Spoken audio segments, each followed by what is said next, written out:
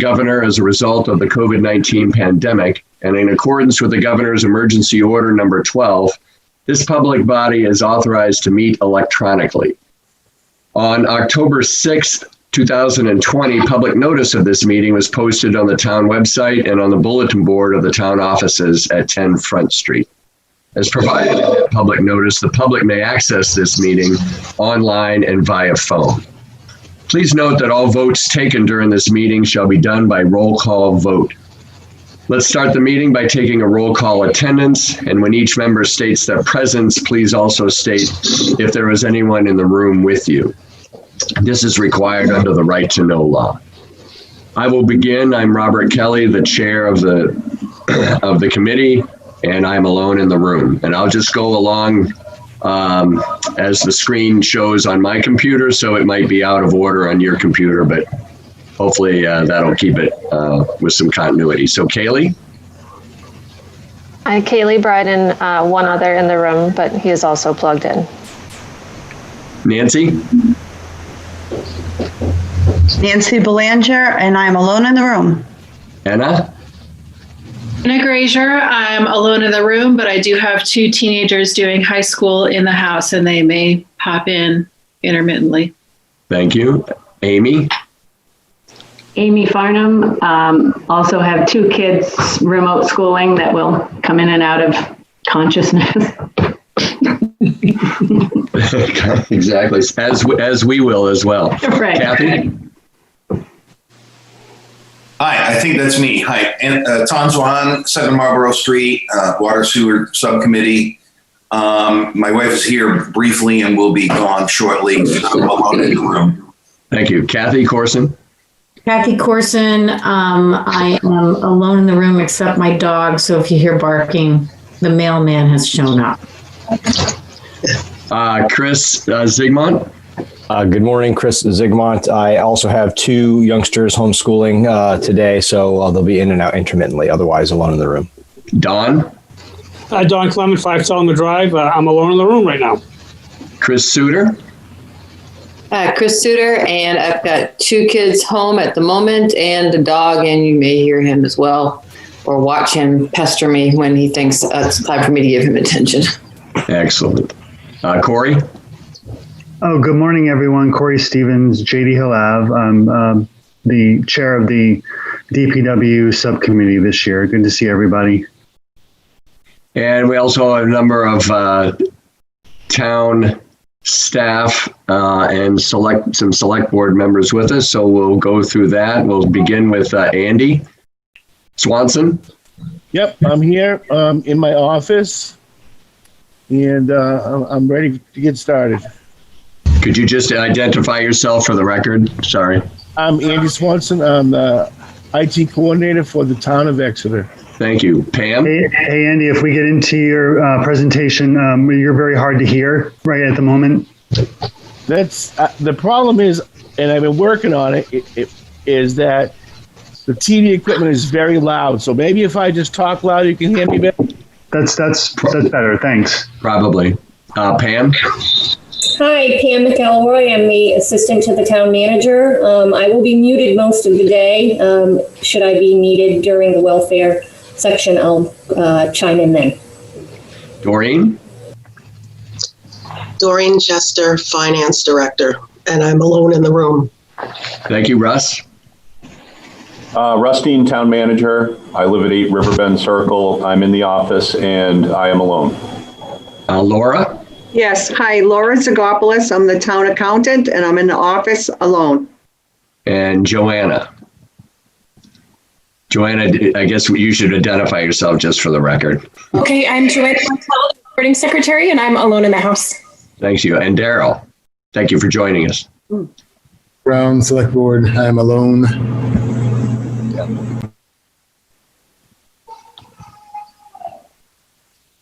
And we'll wait. Judy, we're just doing an introduction, so if you could unmute yourself and introduce yourself. Judy Rowan, Prentice Way, chair of the subcommittee on police and fire. And is everyone in the room with you? Not now. Excellent. Okay, well, if anyone else weighs in, we may have to take a brief recess just to have them introduce themselves, just so we get everyone on the record. So just as a brief intro, obviously these are challenging times, and this is a difficult meeting under any circumstances. It might actually be easier for some of us who are multitasking to get some work done and do some other things. We would certainly appreciate if you paid attention to the presentations and weigh in accordingly. But it's not going to be a big deal if you have to weigh off. You can keep yourself on video as you do work, or you can just stop video as long as you listen in. I would ask that you mute your cell phones so that we don't have a bunch of different chimes to work through. And we're pretty much muted all the time anyway. So just as if you're not, keep that in mind.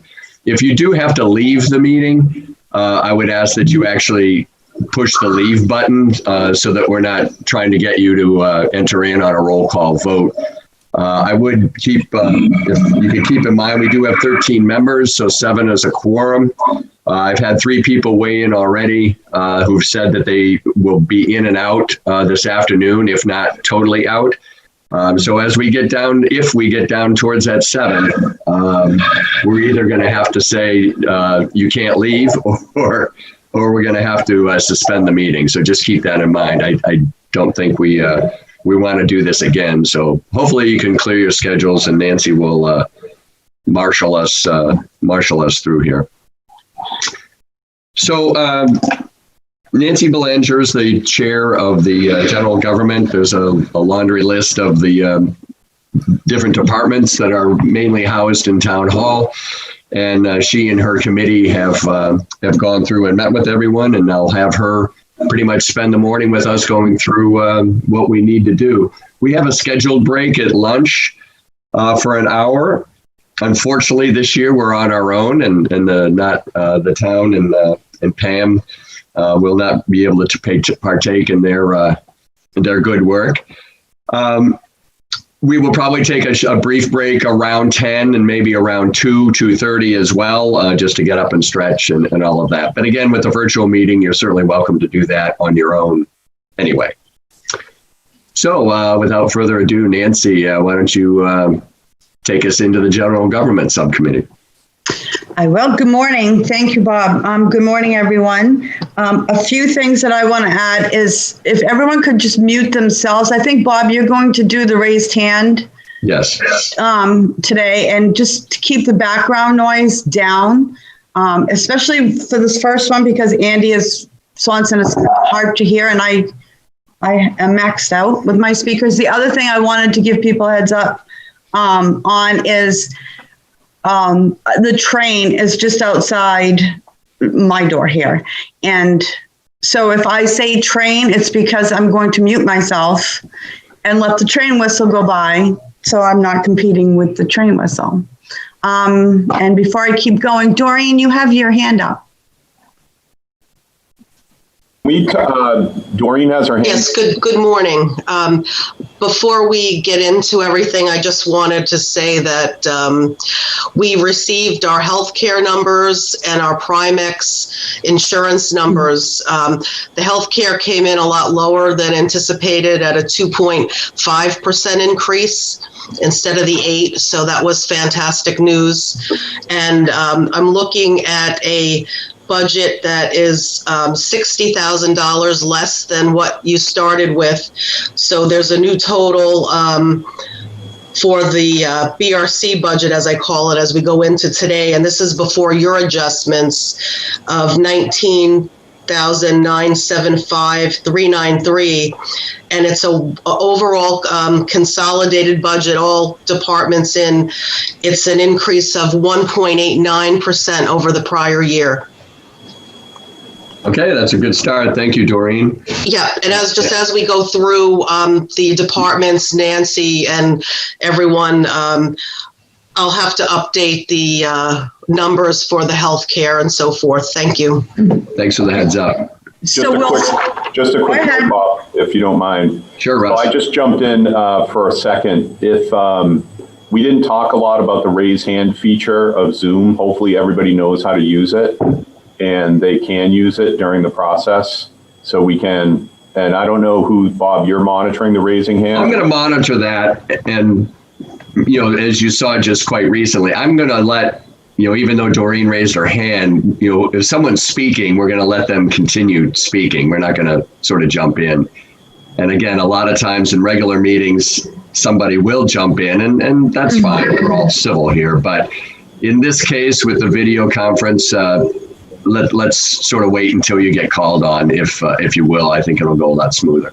And I will raise my hand continuously, like if I have something to say, or if somebody, obviously if somebody asks me a question, I'll just unmute and answer the question. But sure. And the last thing I just wanted to add real quick is Doreen said the budget was 19,000 and then followed with numbers. It's 19 million. I just want to make sure that we get that straight. We're out of the gate for the minutes. Okay, Corey. And just to clarify, Doreen, as you have in prior years, right, the healthcare number sits on one line item right now, and then we're going to distribute it throughout the departments as we go through reviewing the budget. Well, that's correct, and what we submitted to you, but we've updated it here in finance so that it'll be quicker to do today. Right. Yeah. Okay, Nancy. Okay, so Doreen, do you want to give us the number for IT? Because we're going to start with IT. Oh, yeah. Russ, did you have something in the meantime again? Yeah, just one more thing. We can share screen on any and all documents. So just wanted to let people know, as we go along on this, it's going to be very simple to just pull up the notes, pull up things that you need to look at in terms of budgets, and any piece of information that we need to refer to, we'll pull it up on the screen for you. Okay, did you have something else, Corey? I don't. I'm just learning to lower my hand here. Okay. Okay, the new health insurance is $17,790.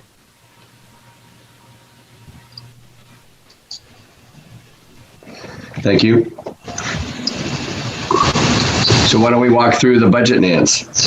We will. Actually, Anna is going to take IT this morning. She's going to start out with introducing the IT budget. Here we go. So the IT budget obviously has continued to grow. It's it serves every department in the town. Andy and his staff have continued to work on ongoing improvements to the infrastructure, replacement of computers. I know we spent a lot on that last year, and there's a amount of that spent this year, and we'll see it in the budget when we go through line by line. In the big picture, just a side note, I think it's a good perspective to take when looking at this picture is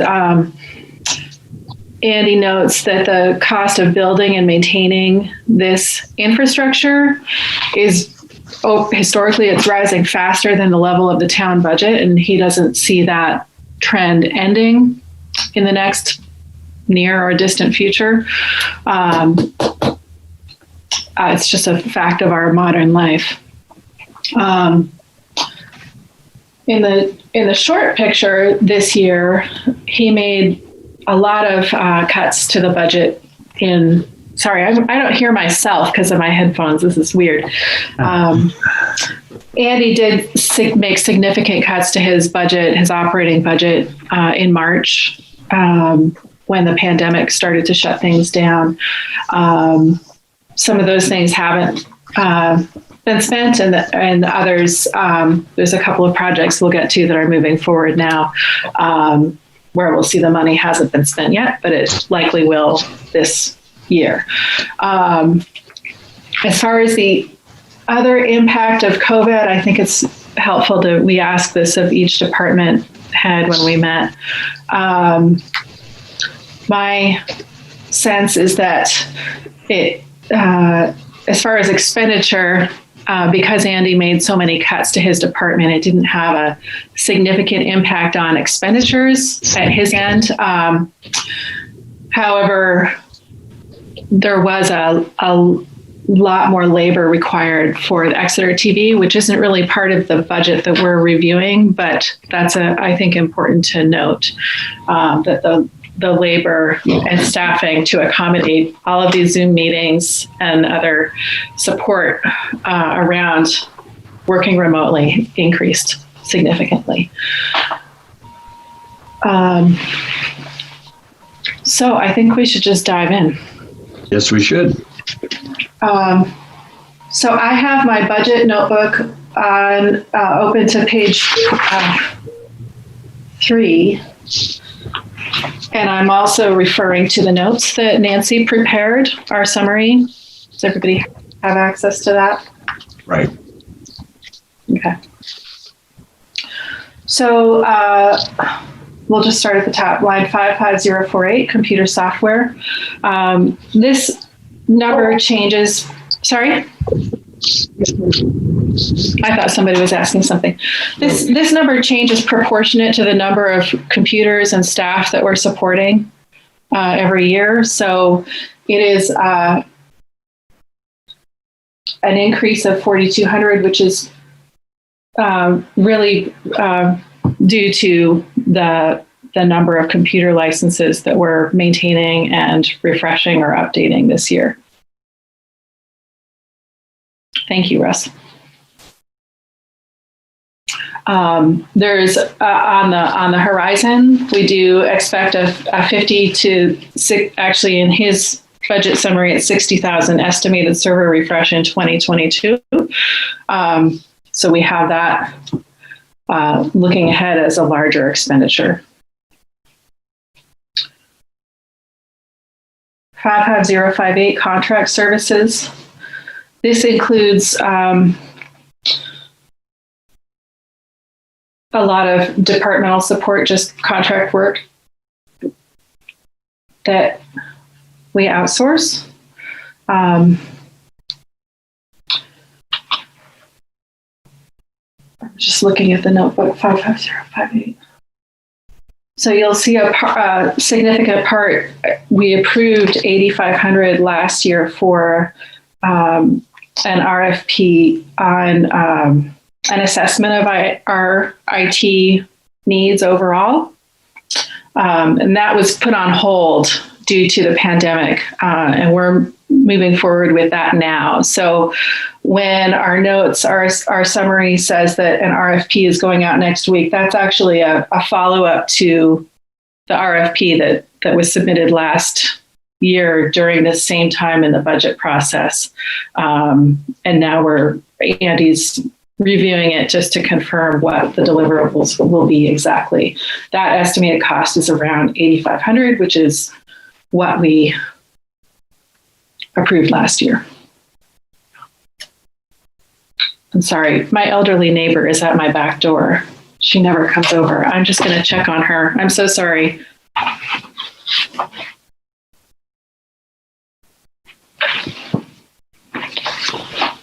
Nancy, can you pick up for Anna?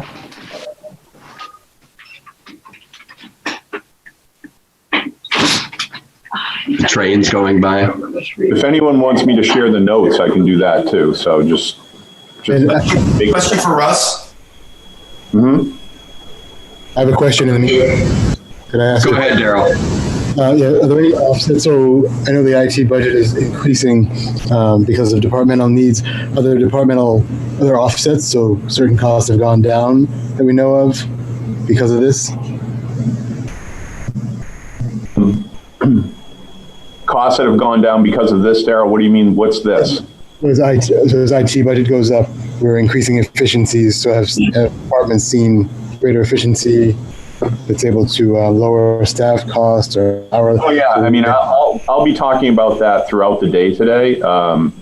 Because of the pandemic and sort of what we've done operationally to switch gears, I think there are a lot of efficiencies to be gained. And, you know, obviously it's tough because, you know, you don't like to do that because of a pandemic, but the reality is that this has forced us to sort of relook at how we operate, and you'll be hearing more about that as we go today. So again, part of it, and I know we were kind of joking about it earlier, but look, folks, there's not 25 people in this town office right now, and there's not a table, and there's not a swarm, and those are costs. And I mean, I don't want to just, but we'll go across the board and talk about how we are really attempting to virtualize more and do more things. We are looking at DocuSign as an example, to go paperless on signature items and things like that. So there's a lot of workflow issues that are in play right now that we are working on.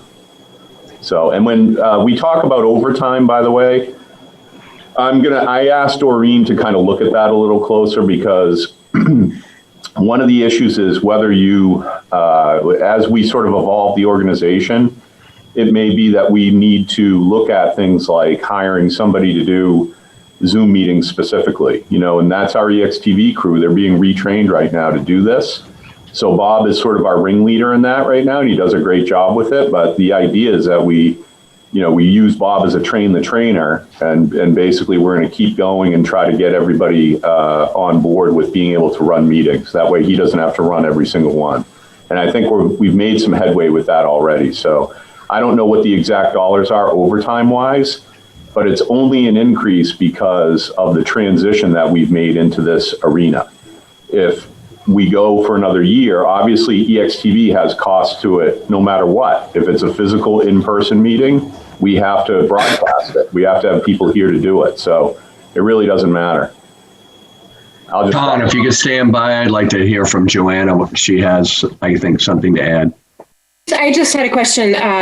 If we could just repeat any financial numbers twice. We've done that in years past, and it's been really helpful for the accuracy of the minutes. Thank you, Joanna. Ton, you had a question? I do, but I'll second what Joanne said, which is that when we look at numbers, we should reference the line number as well. That is the line number and the financial number. But the question actually is timed pretty well relative to Anna's return. Regarding that line number 55058, contract services, Anna, you talked about 8,500, but I see 16,000 actual in 2019, 26.5. Am I looking at the wrong line? Or I think that's the line we're looking at, correct? And you talked about 8,500 or thereabouts, but it actually looks like a reduction from prior years. Can someone comment on that? And I'll unmute. I'll mute.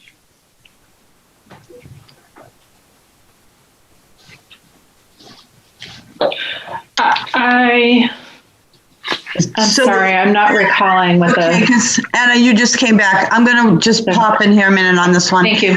You're welcome. The 8,500 that she's talking about is the assessment in the IT department. It's not, she wasn't referring to the whole amount, just that 8,500. It's a portion of that number. It's not the whole line. Okay. Yeah. Just a note that that's why it hasn't been spent. Does that answer your question? We'll assume it does. So Nancy, why don't you proceed? No, we're going to let Anna go on. Right, Anna, I'm sorry. Yeah, it's okay. So that was 55058 contract services.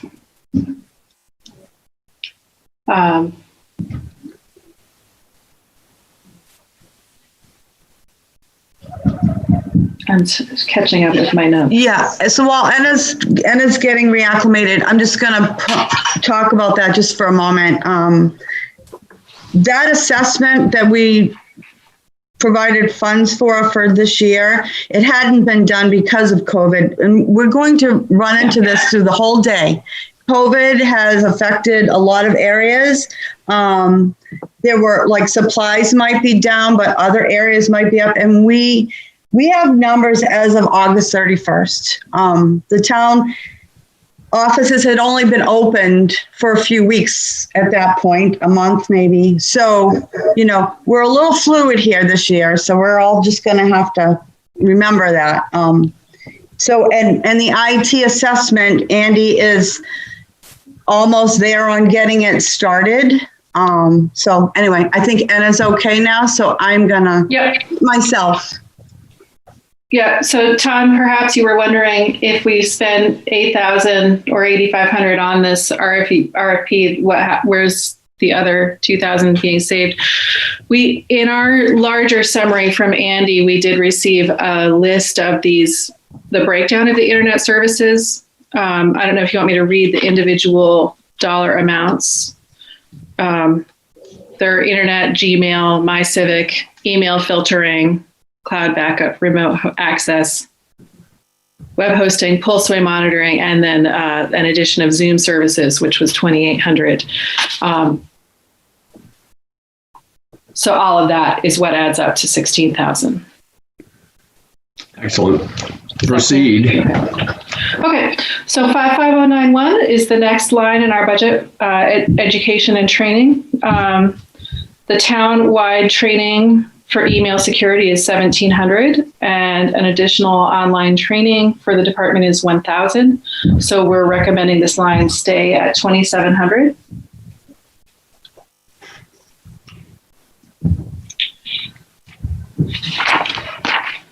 Uh, 55106, just a small decrease, again, because Andy has gone through this and looked for places where he can make small cuts.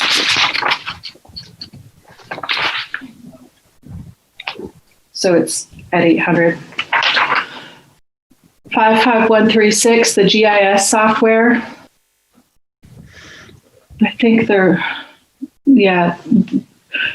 Andy, we confirmed with Doreen that this should be at 7,500.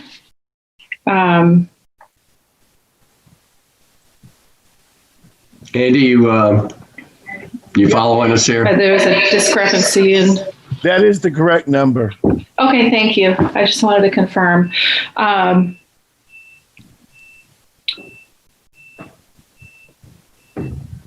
And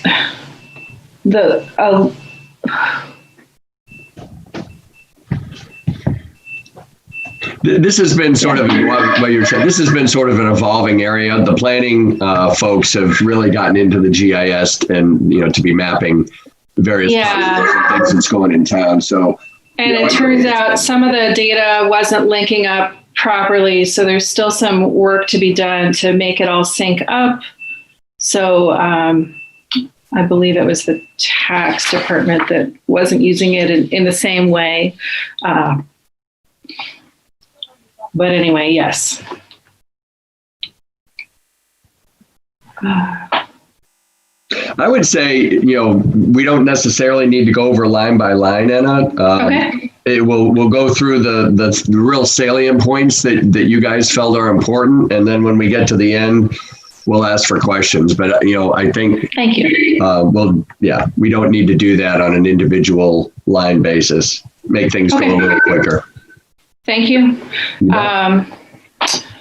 Internet supplies is a decrease of 10,340. This is line 55159.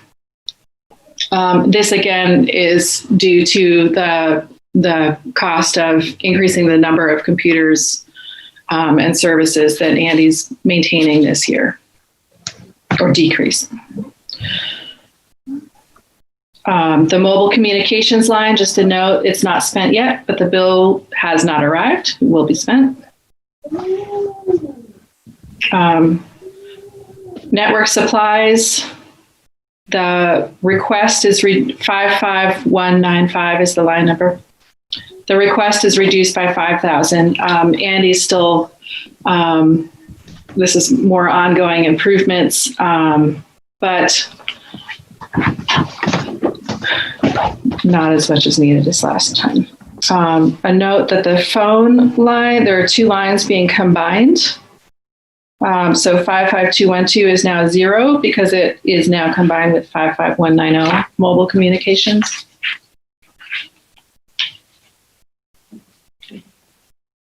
Does that make sense?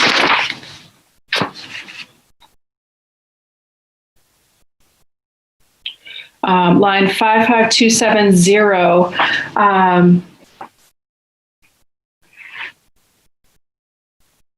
A portion of this, 2046 shows as unspent, but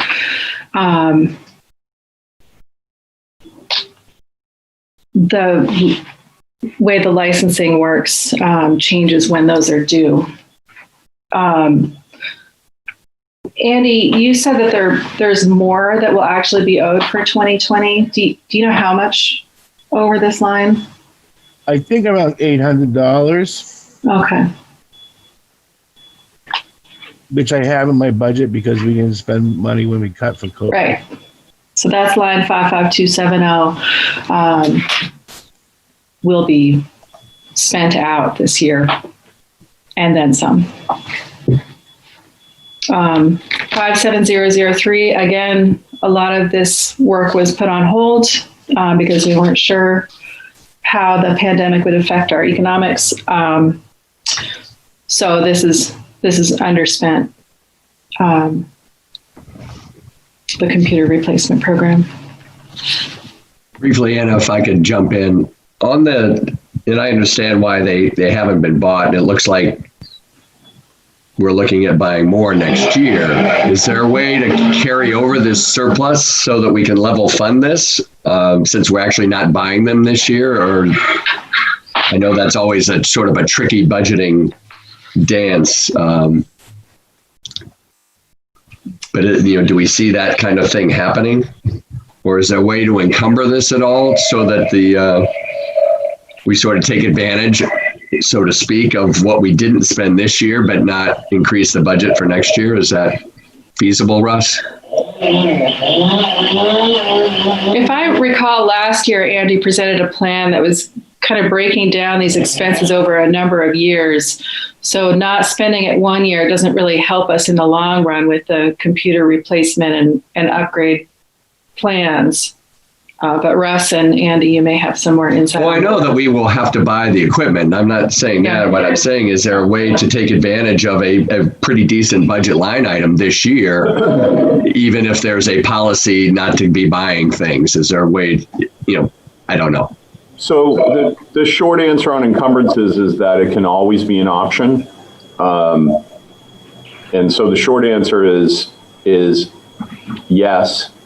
If the budget is available, certainly we could encumber money.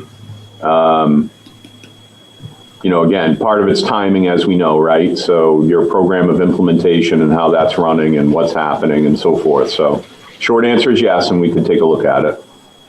It's not like the money goes away. I understand that, but it's just trying to take advantage of a line item that's available in some way versus increasing the budget for next year.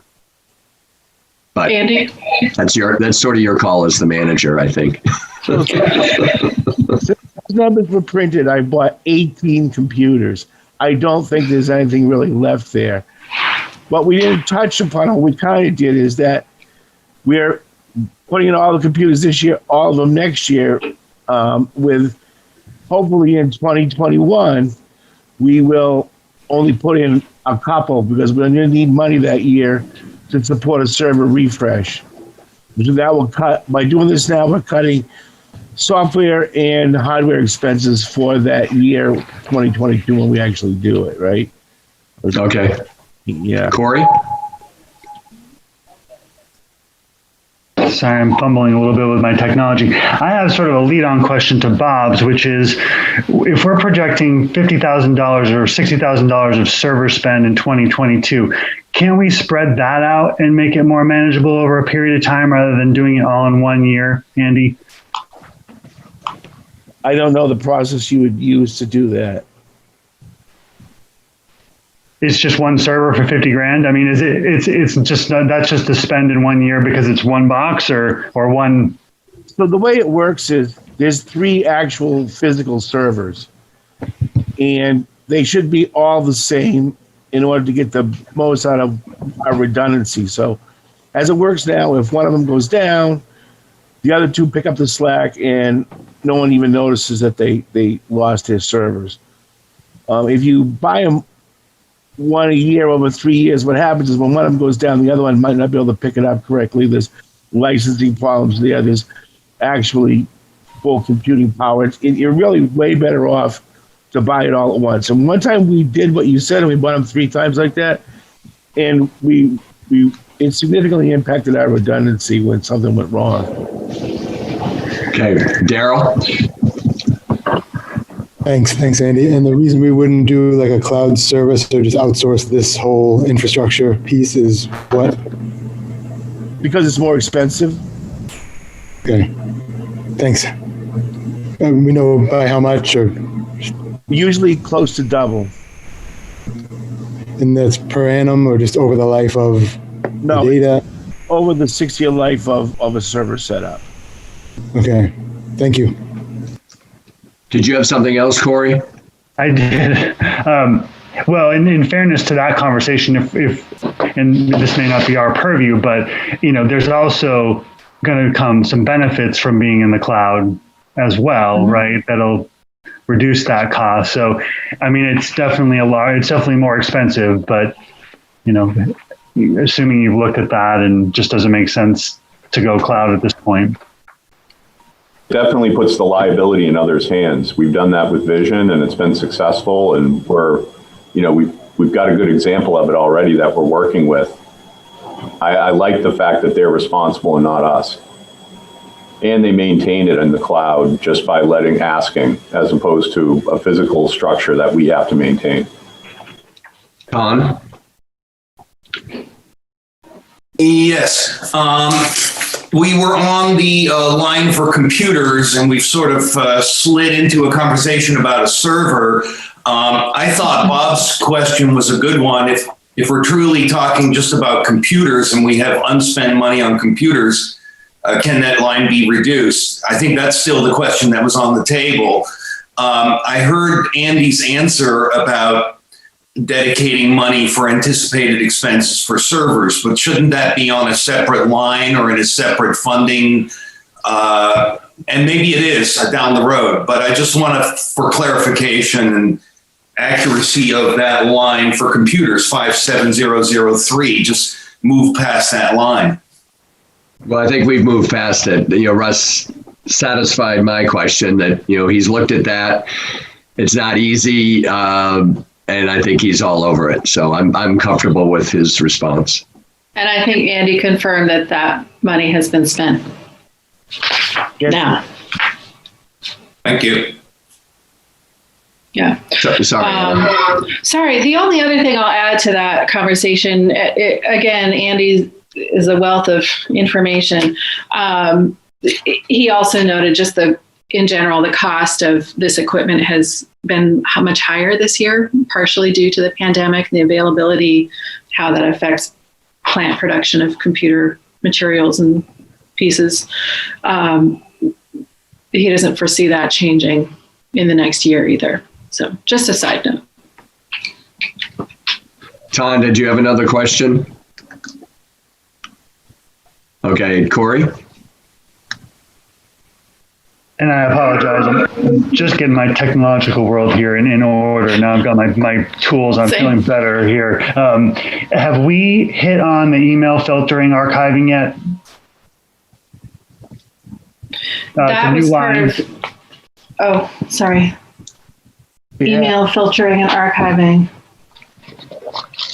Andy, can you help refresh my memory as to this? I mean, last year it was confusing because it was included in the internet services. So we asked you to separate it out. Am I correct? Yeah, it looks like they're adding a separate line item this year for that. Yes.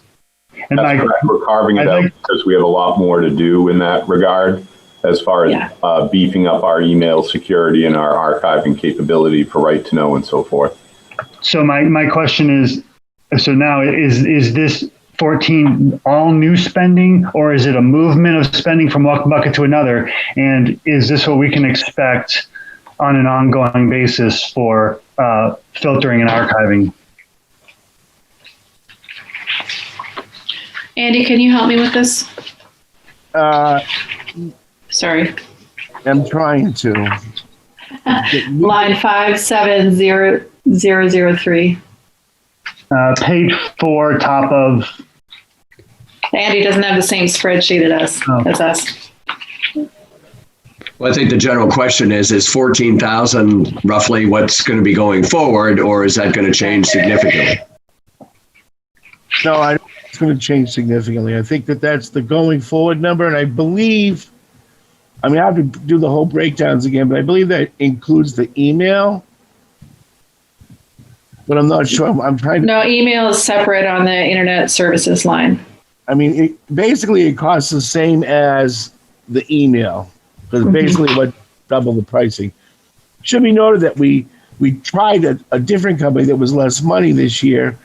I rolled that out, of course, right when the pandemic hit. And it turned out that it wasn't a very good fit for us. And it was actually causing people more work than it was worth. And I canceled it 2 months later. Looking for a new solution that we could afford. And that became the need to wait for a new budget year. Does that, I'm assuming since there are no hands raised, that's a satisfactory answer. So Anna, proceed. Thank you. Corey had a follow-up, sorry. Actually, Anna, why don't you continue? And then I'll get my question together. I want to go to the narrative on the email filtering. Thanks. Yeah. I think that's it, actually. The final line is just security equipment that was reduced because a lot was spent on that last year. And also part of that budget was sent over to police and fire last year, if you remember. What was your question about the summary, Corey? I was just going to clarify on the email filtering. So, and then I thought there was an addendum 1, Andy, to your narrative to the town, and I didn't know if that corresponded to this line item. So essentially, we're going to expect to spend on email filtering and archiving $14,000 more every year starting now. Yes, what was shocking to me is that email is going to be as expensive as telephones. It's not there yet, but it's going to be, just because of the complications that it adds to security and 91A and all that good stuff. Okay, I'm good, Bob. Thanks. Great. So I think are we at the end of that section? I think so. Yeah. I just my personal note, I'll add my personal opinion, and that is just I want to recognize that Andy Swanson and Bob Glowacki are. I don't want to call them unsung heroes because everybody knows what they do, but they've really been critical in helping the town get through the last 6 months. And then in the bigger picture, I also want to note that for all of this, all of these services, we're depending on essentially on 2 town employees who are really critical to the progress of our town and all the nuts and bolts. So I just want to underline the importance of that assessment of our IT needs that's going to be done this year.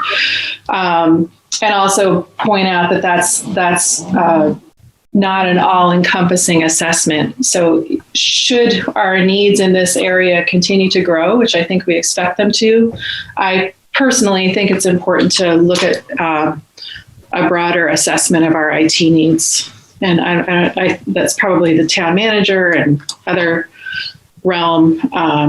But I just want to underscore that part of this picture. Excellent. Anything else to add, Anna or Nancy, on the IT portion? I don't think so, but I see Corey has his hand up. I don't know if that's from before. No, I took it down. I'm getting better. Okay, it's still up. Back up. It's still up. Okay. Doreen, could you give us a new total for IT? Yes, the new total is $254,969. And I'll read it again, 254,969. And Bob, I do have my hand up just to clarify. Okay. Sorry. So I just picking up on what Anna said, we spoke last year quite a bit about, the IT budget and whether we were, I don't want to say spending enough, but doing enough and making sure we were secure enough. And I believe this audit that we were going to undertake was to sort of help us make those assessments to some extent, and then there's some future needs in personnel. We're increasing the budget by $300. I just want to make sure that, we feel comfortable that we're spending properly on our IT infrastructure, given the importance of it from a security standpoint. My comment on that, Corey, just real quick, will be that I think if we're going to expand it, obviously with this budget this year, because of the pandemic situation we're in, we tried to be very, very frugal with our approach. I said it at the September 30th meeting. I believe that if it were a normal year, we likely would be coming with a request for IT support. I think one of the questions that we need to vet internally is what's the best structure for that assistance. So for example, there's a company out there called Armon that has approached the town many times about offering IT support. We've contracted with IT support for public safety, and I think we need to work out our model and what we need in that regard before we jump in and say, okay, we need more hands, arms, and feet, or we need contract assistance, and what does that look like? And again, in the face of things that are ever evolving and quickly, where do we want to put our resources and how much do we want to spend? So Andy alluded to this IT assessment earlier, which was talked about as an IT. When we got into this conversation, it was a cybersecurity type audit.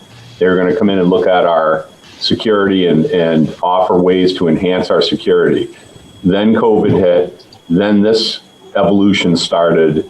Now we're almost in a very different spot. We are in a very different spot where we need to reassess our entire IT approach in what we have going on. So it's a longer answer than I expected to give, but that's really what we need to do, is we need to do some targeted assessments to figure out what exactly it is that we need. And we feel that this assessment that's coming up is going to do a large part of that. It's going to get us on our way. I hope so. I mean, that's what Andy and I have been talking about with the scope of it, and modifying the scope of it. So we look at some of those key issues that we have. So my hope is that we get some good answers out of that. Yes. Unmute yourself, please. Yeah. Yes. A comment for Russ in that regard, and also a question. I assume you have communication with other towns and other town managers, because a consultant is probably going to recommend putting things on the cloud and having full-time IT support available, but we all know that's also very expensive. Have you talked to other towns and town managers about what serves them best? Oh, sure. We have those conversations ongoing, and again, we're sort of all right in the same space right now. So we're having those conversations, and I think one of the questions we have to answer for ourselves is making sure whomever we hire to do this assessment really understands sort of what the latest and greatest is. We've got some great resources in-house. Bob obviously has done a great job with us all year long, so he's got some opinions on things, which is great. And again, we just need to make sure we hire the right people. But if you look at our IT investment, this number down here, as a percentage of our overall budget, it's minuscule. And I realize that IT is spread out. We have software agreements and things like that throughout our budgets, but in a general sense, it still doesn't add up to a very significant figure. So I'll leave it there.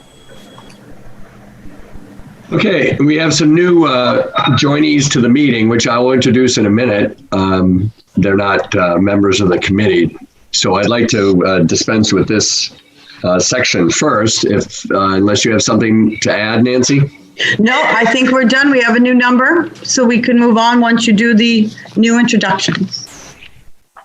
Well, So the new IT budget is $254,969. Again, that's $254,969.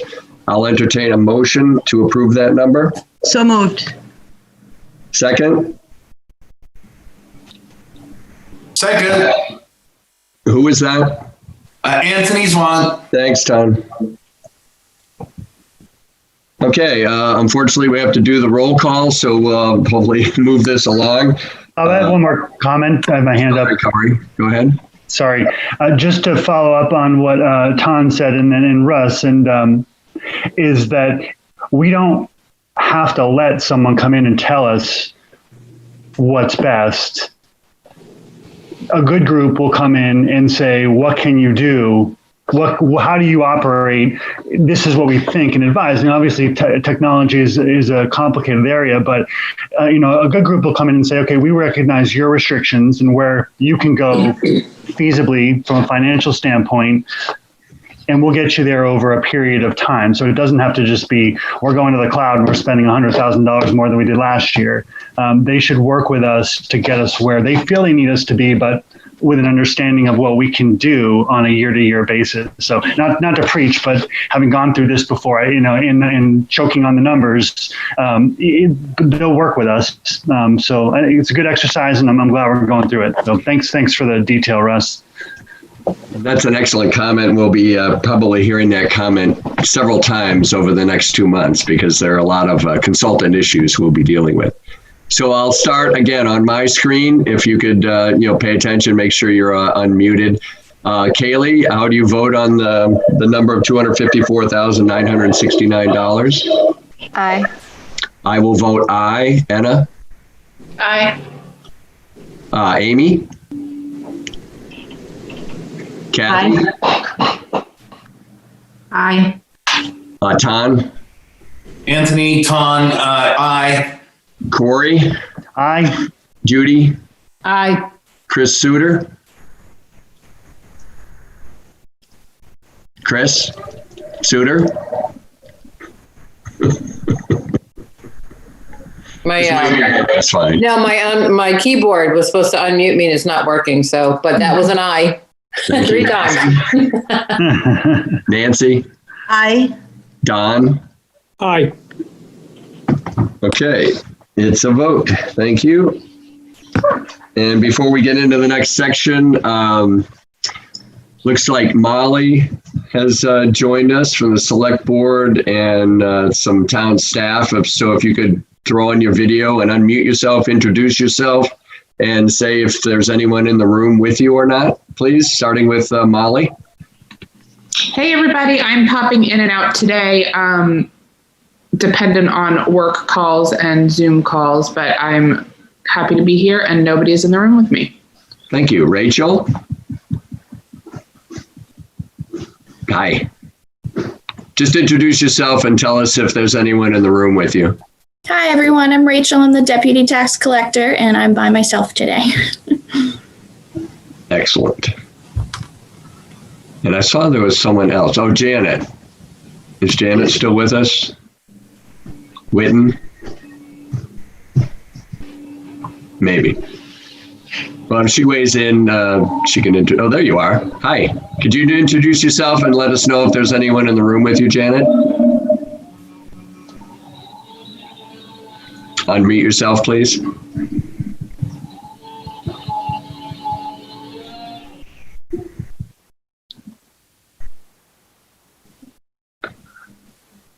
Well, okay, there you go. Can you just introduce yourself, Janet? And turn on your mic.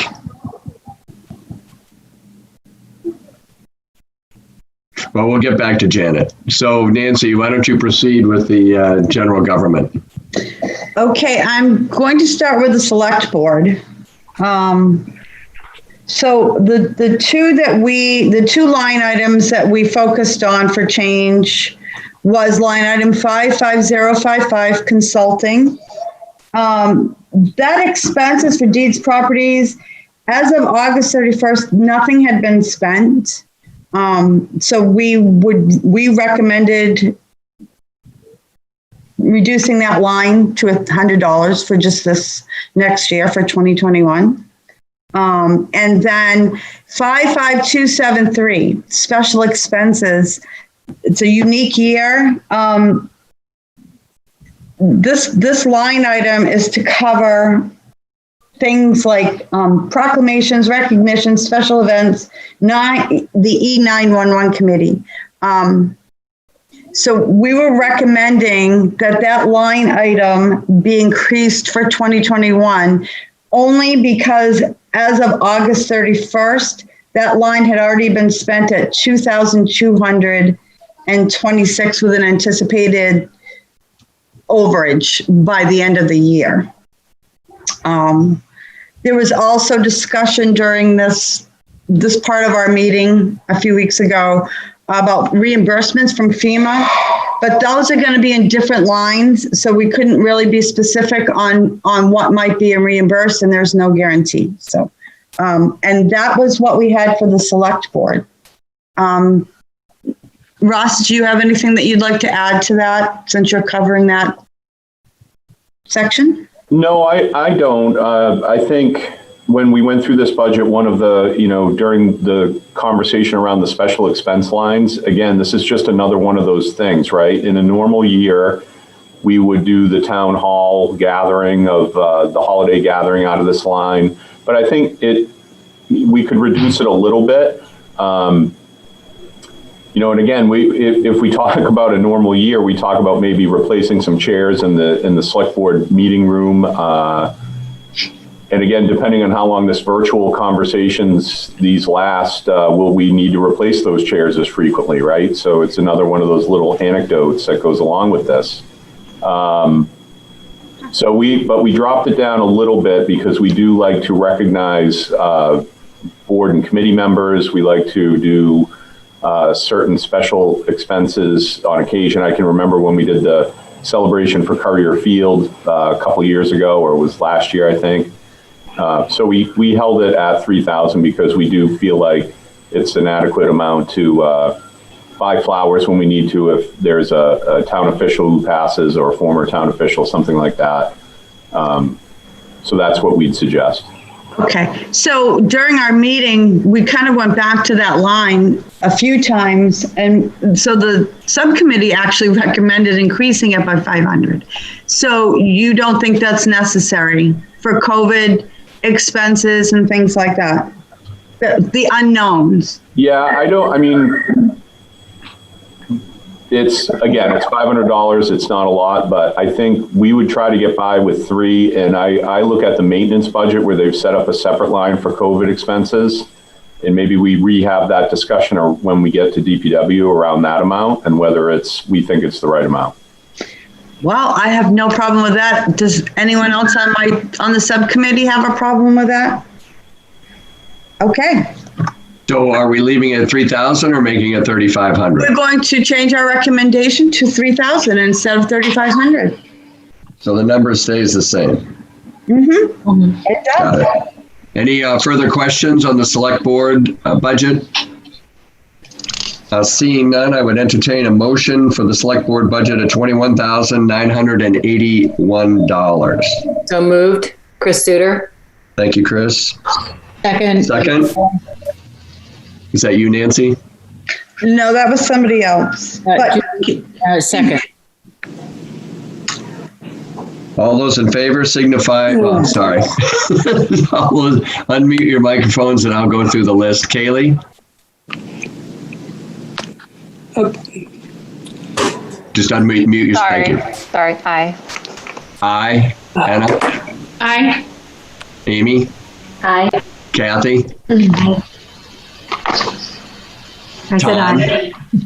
Yeah, Tom is an aye. Corey? Aye. Judy? Aye. Chris Suter?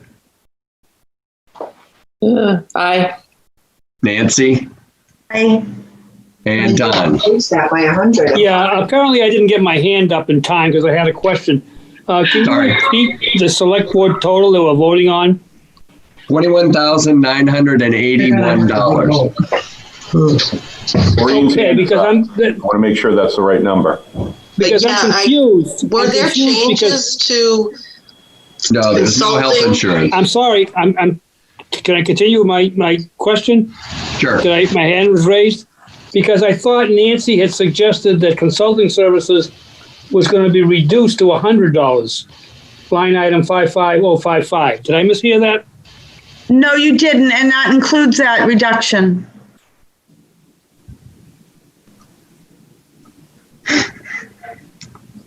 So 21951 includes that reduction. 2181, excuse me, 21181 does. What was the number that was out? 21981. Okay, so Don caught that and I didn't. He's right. That does not include the recommendation to reduce line item 55055, consulting services to $100. Okay. Good. I'm glad I was paying attention. Yes, I'm glad you were too. So that line should be reduced by $900. Is that correct? Yes, that's the recommendation. Sorry to chime in here too, but on the next line item, do we not reduce the 55050 conference rooms and meals from 500 to 100? Or do we leave it? Good catch, Kaylee. I think we need to, yes. It's all on the screen. Take a look. Make sure it's the right number down here. Yeah, I've got to, Here's the BRC column. yeah, one of my computers went out. Hold on, one of my screens went out. Okay. So to be clear, now we're actually reducing the budget, what we originally started voting on, by $1,300. Is that correct? Reducing by 900 on 55055 and reducing by 400 on 55050. Hold on. The challenges of this year. So 21181 is 500. So what my figures have, we've recommended reducing 55055 consulting services to $100, 55050 conference rooms and meals to $100, and through this meeting, 55273 special expenses to 3,000, which That was, you're not reducing that. That was the budget. I am in the line that is the recommendation line. So I have the new recommendation line as 20,681. Does that make sense to everyone? That's the number on the screen. Yep. Thank you. We'll get through this. Yeah, I can't read the screen. It's too small for me, Russ. Sorry. Is it really? For me, it is. Yeah. Wow. How big's your monitor? Good catch, Don and Claylee. It's not a big monitor. I'm on an iPad. Oh, you're on an iPad. Okay. Right. Wow. Okay. We'll reposition the Hubble for you, Don. Or we could go back to the IT budget and have Andy order me a computer. Hold on. I'll bring you over a monitor, Dawn. I'll bring you over a monitor for next time. How's that look? Okay, thank you. Anyway, I just want a donut. That look better? Yeah, that's great. There we go. I don't have too much red ink on my report here. Right here. Chris Tudor, would you still move the number of $20,681? So moved. And Judy, I think it was Judy who seconded it. Yes, second. Okay. So we're all comfortable. Any further questions? No, I think that caught everything. Doreen? You had your hand up? Oh, it's been resolved. Everything everybody just said about the changes. Great. Okay, so we'll start with you, Kaylee, again. Aye. And I say aye. Anna? Aye. Amy? Amy? Aye. Ton? Ton is an aye. Corey? Aye. Chris Suter? Aye. Nancy? Aye. And Don? Aye. And Chris Sigmont? Aye. Thank you very much, And you everyone. forgot me as aye. I won't take offense, but you forgot me, so I. Who is that now? Kathy. Oh, sorry about that. My screen wasn't big enough. I suffer from Don Clement syndrome here. Judy also says I won't take offense. I won't take offense. I'll bring you a screen too, okay? Sorry, Kathy. Bob, No offense. Bob, Kathy's the one that was, asking to get on the committee after the fact, just, campaigning and exactly. and calling and pleading. And then I was Kathy. really desperate to get on here. You're right, Christine. All right, so my screen right now just shows Kathy Corson. So now we've got it all set. Okay, thank you. Okay, Nancy, proceed. Yes, thank you. Doreen, can we have the new number for health insurance for town manager, please? Yeah. Oh, man.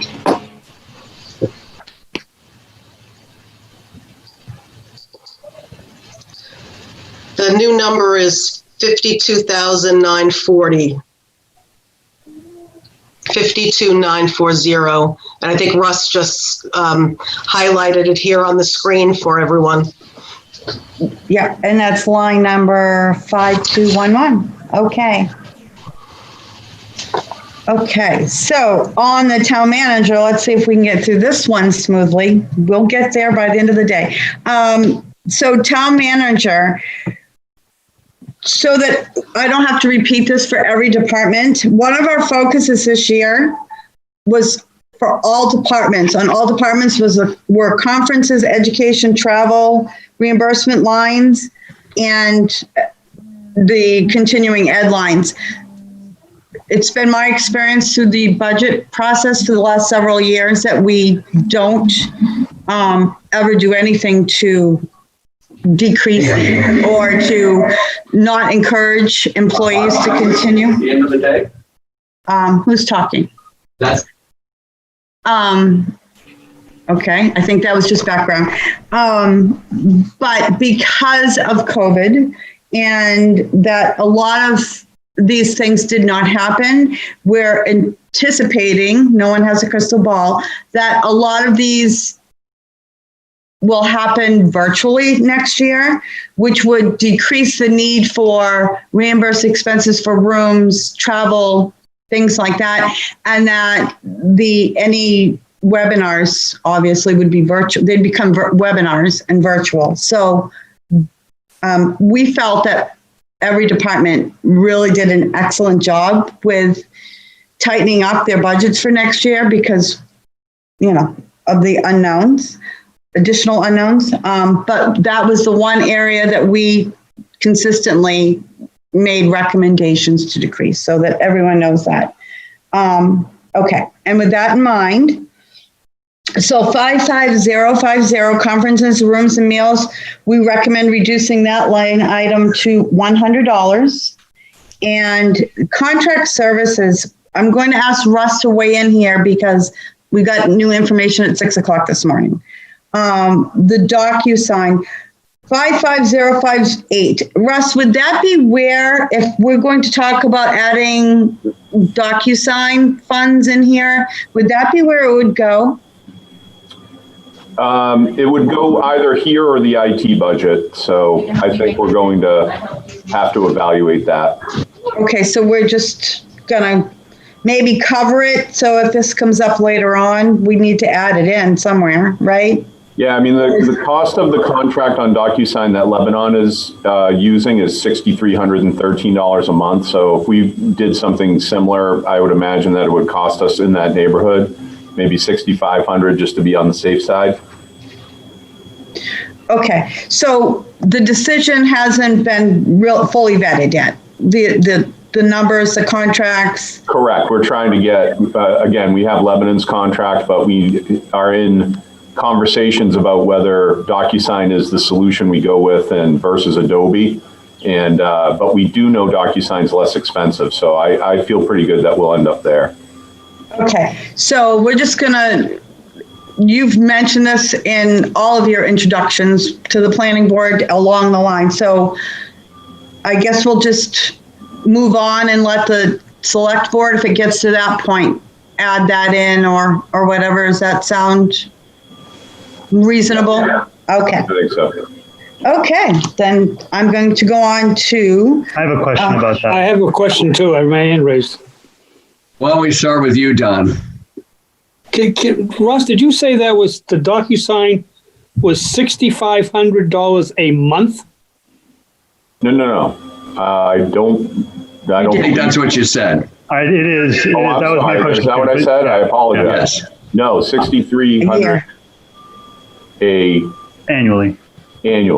So instead of $75,000, Yes. it's $6,000. So And that answers your question, Corey?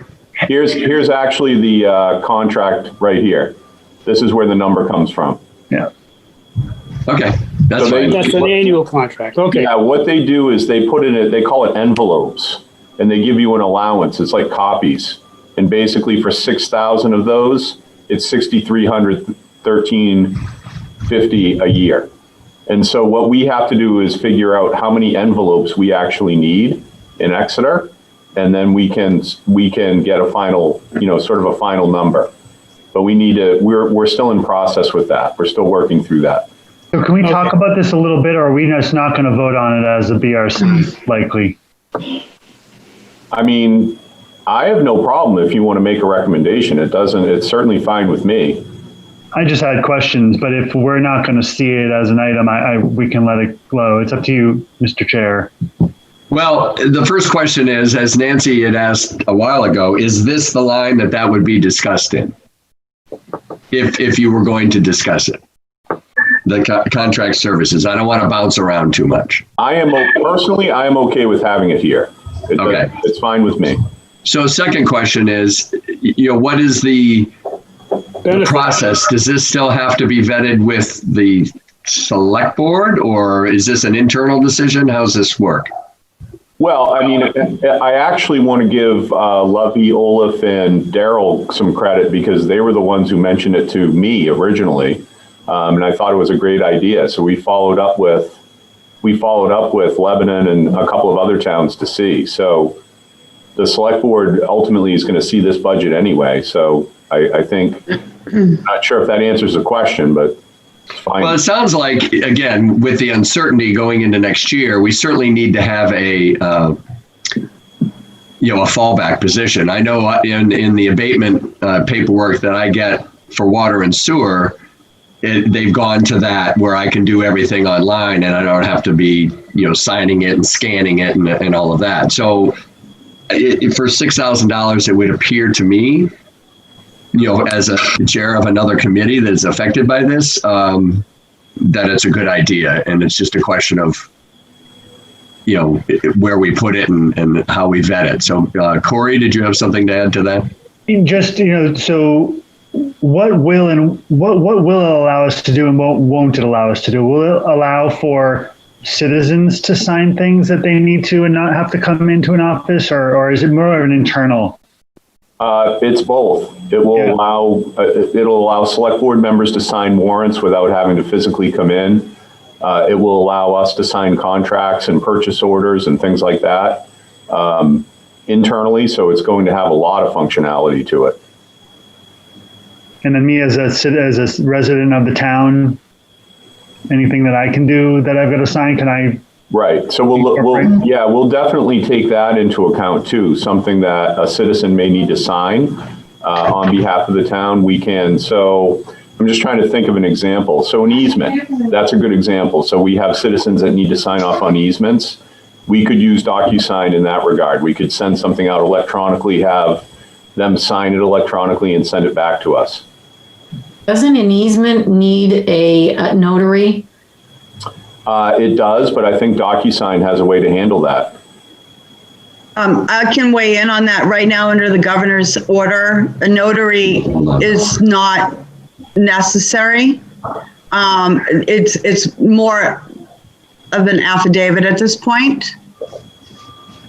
Just so you know. I have in my, for real estate, that is the one document, the deeds, that we can't have DocuSigned. Okay. But I have not experienced that.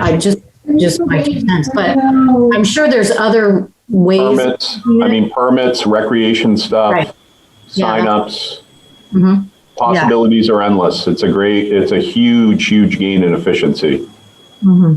Right now, Pam has to email the select board. They have to come in physically to do signing the warrants. I mean, just that whole process, you're saving hours. Right. Per week.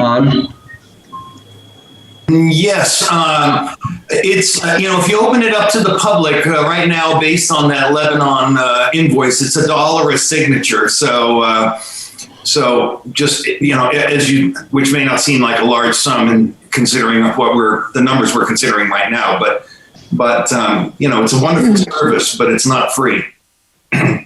What would you be recommending, Russ, for a number there? The Lebanon number, or have you sussed it out enough to have a different number? I would say I would like to see us start with the Lebanon number. I mentioned 6,500. I would like to try that and then sort of backfill on that and see where it takes us. Okay. But how close is this to the vetting process, to the end of it? I mean, are we comfortable with that? You're comfortable with that number? We can, again, this budget process is a months-long process. We can adjust that number.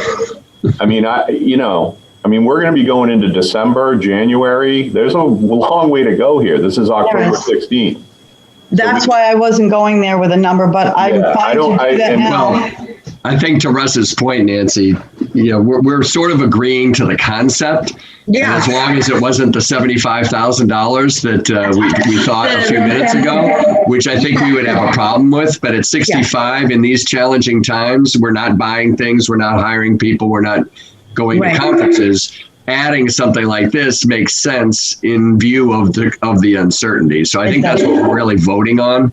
If we're comfortable with the level of the number and the idea, then as Russ says, there's plenty of opportunities in the next, actually not a month, but in the next 4 months to change this. Ton, did you have something else?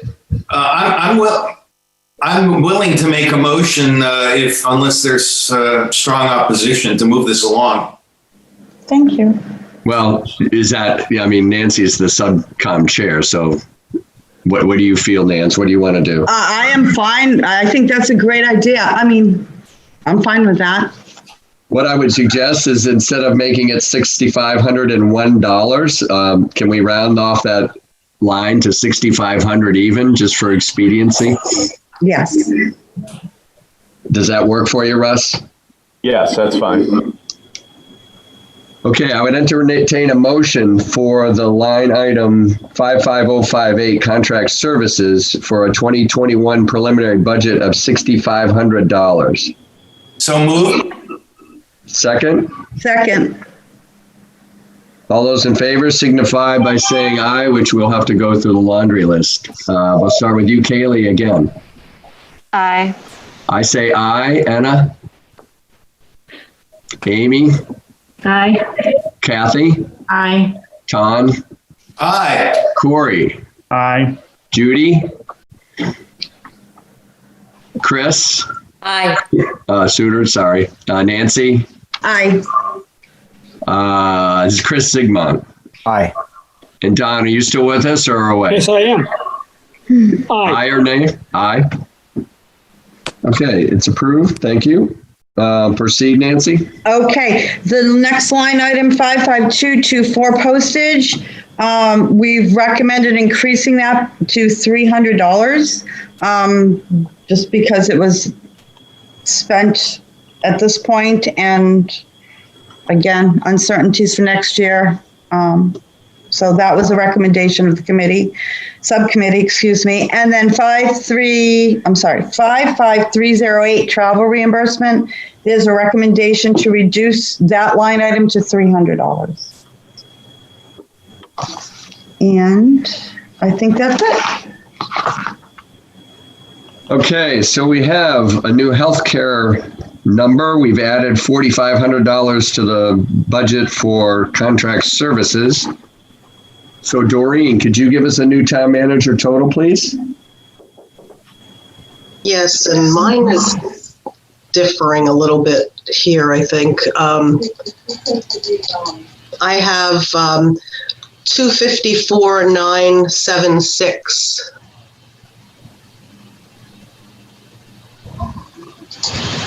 Okay, so that's $254,976. Does everyone have that? If not, raise your hand. Yeah, are we still doing reducing conference and meals?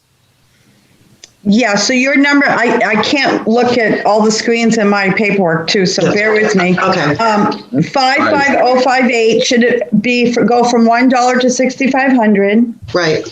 Right, and then, see if we can catch this time. Let me go up one. 55050 should be $100. We've reduced that by 4. That's the difference. Yep. Yep, and then, but postage 55224 should be at 300. Right. Is it right? Made that change. We did. Okay, good. And then travel, 55308, travel reimbursement at 300.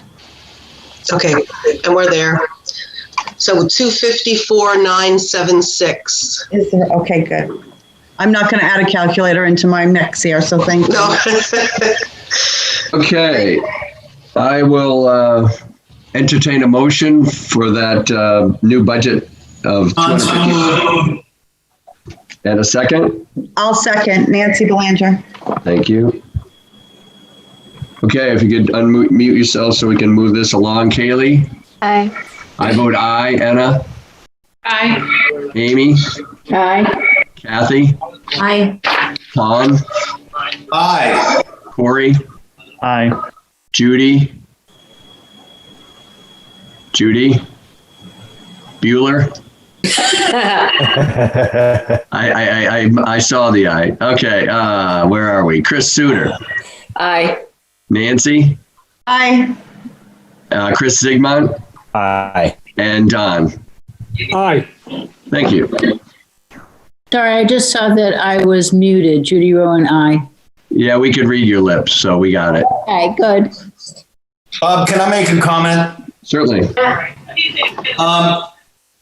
This is a slightly awkward thing, but regarding health insurance, it's very it's more obvious in this department than in other departments because there are only, as I understand it, 2 employees covered in this department. So correct me if I'm wrong on that.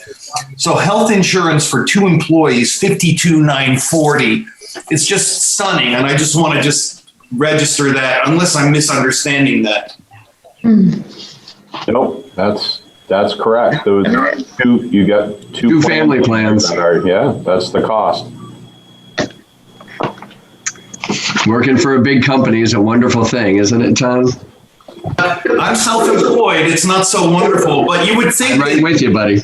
And you would think that in a large organization such as this, that the coverage for 2 employees in a large and their families in a large corporation, in a large entity, would be less than that, because I'm paying $30,000 per family as a self-employed person, which is generally more expensive. So we're not getting a deal here as a town, I guess is my observation. I don't think we ever have. Okay, on to human resources, Nance. Another way, Ron, they get there's not a high deductible like your plan, I'm sure. Okay, so, no, actually, we're still under, so the next thing we would have is assessing.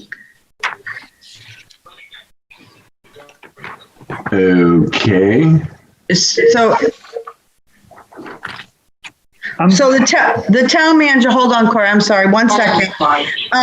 So under the town manager, we have the select board, the town manager, assessing, tax collection, the human services welfare, but only the part of her pay and her time, and then legal and transportation. Okay, so assessing's next. I have my hand up. Go ahead, Cor. Thank you. The agenda shows us starting off with a discussion or a presentation on debt service. I don't think we did that. We haven't. That was my fault. That's all right. I mean, if you have an agenda, Nancy, I'm happy to flow with it. I just want to make sure we didn't overlook. Well, I should have actually segued into that before we even got into this. That was my fault. Are you, since we just finished the town manager and have it, our Janet and Rachel, do you mind if we take 10 minutes or so here and sort of bounce off? I know you guys are busy, but we can have you off at a different time if that's more convenient for you two. Does that work for you? Thank you. Russ, are you prepared to discuss debt service a little bit, just since we're on the town manager line? Yeah, sure. And may I tee it up with a question just to frame it up a little bit? Yes. It'd be helpful, Russ, as you and I have talked before when I've chaired or we just talked in general, to understand your philosophy or the town's philosophy on, managing large projects and the debt service that comes with it, and how you tend to approach, because I know you have a game plan, and for everybody's education, how that works in your mind or in your process as town manager. I think that would be helpful as we look at, CIP items that go out several years and we'll have, fiscal or monetary, whatever demands on the town budget. Thank you. So philosophically, what we always try to do is we try to balance out the capital planning as much as we can, so that if we have to borrow for a project, I call it the smoothing factor, right? Your year-over-year debt service, you want to try to do things as much as you can to kind of keep that number stable year over year. And when I say stable, I say within $300,000, $400,000 in any given year if we can. I've said in the past that I think part of the challenge that we have, so our debt service budget, you'll see it's going up this year by $319,000, and that's attributable to the library specifically. It's a big project, $4.5 million, 15-year bond, and so that's going to add to our debt service, and it is. But as we look at a couple of different factors, one is the debt service as a percentage of the overall budget, and we look at the debt service budget itself, and over time try to look at that trend. So in my estimation, you want to be within, you don't want your debt to be a certain amount of your budget as a percentage that makes it difficult for taxpayers to pay. You want to make sure that you build capacity to be able to do that. So anyway, those are the philosophies. And then as far as borrowing goes, we always look at the number, what the number is. And then the finance office and myself, we talk about what makes the most sense for a length of a bond, and understanding the total picture of current interest rates and the payment itself, and how far we want to stretch it out versus can we pay it off in 10 years or 7 years or 15 years? And so all of those pieces of the puzzle fit together to form our plan. And obviously we have those conversations during CIP. We have published the document. It has projections in it. People can look at it and they can see what's coming off of the debt schedule and what's coming on and what's projected, what's been requested and in the pipeline. So all of that documentation is readily available for people to look at. Any questions? Tom? Yes, Russ. Thank you for that. And also, Corey, thank you for the question. There's probably no right answer to this, but is there a metric such as a percentage of budget or a comparison to other towns? Or are there other specific guidelines as to that kind of debt? What kind of debt you carry as a town, and is there anything that you measure that by? Well, the RSA's debt ceiling is 3% of your assessed valuation is your debt limit. That's actually in the RSA's, so you wouldn't be able to borrow any more than that. But that's a big number when you do the math on it. It turns into, you're talking about and I think it's 3% of 2.2 billion.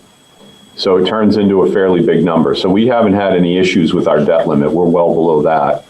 But as a rule of thumb with budget, I would like to see it. I don't want to put an absolute figure on it because I know it can fluctuate to some degree. And I think one of the big challenges we have in front of us are facility questions, right? The library's in the throes of being built, and that's coming on. In the next few years, we'll have a couple of issues come off. And that'll help smooth that out. But then you've got other issues sort of on deck, if you will, like the public safety facility as an example. That's going to be a big one. And also you'll hear groundwater, surface water on the water fund side. Although, again, that's paid specifically by water ratepayers, which, as we know, don't encompass the entire town. So, there's some nuances there, too. So, Don, you had a question? Yeah, it's a comment, too. Thank you for getting us back there, Corey. That's one of the things that I was going through the budget and primarily through the capital improvements book, which talks about projected debt service, both water and sewer and general fund.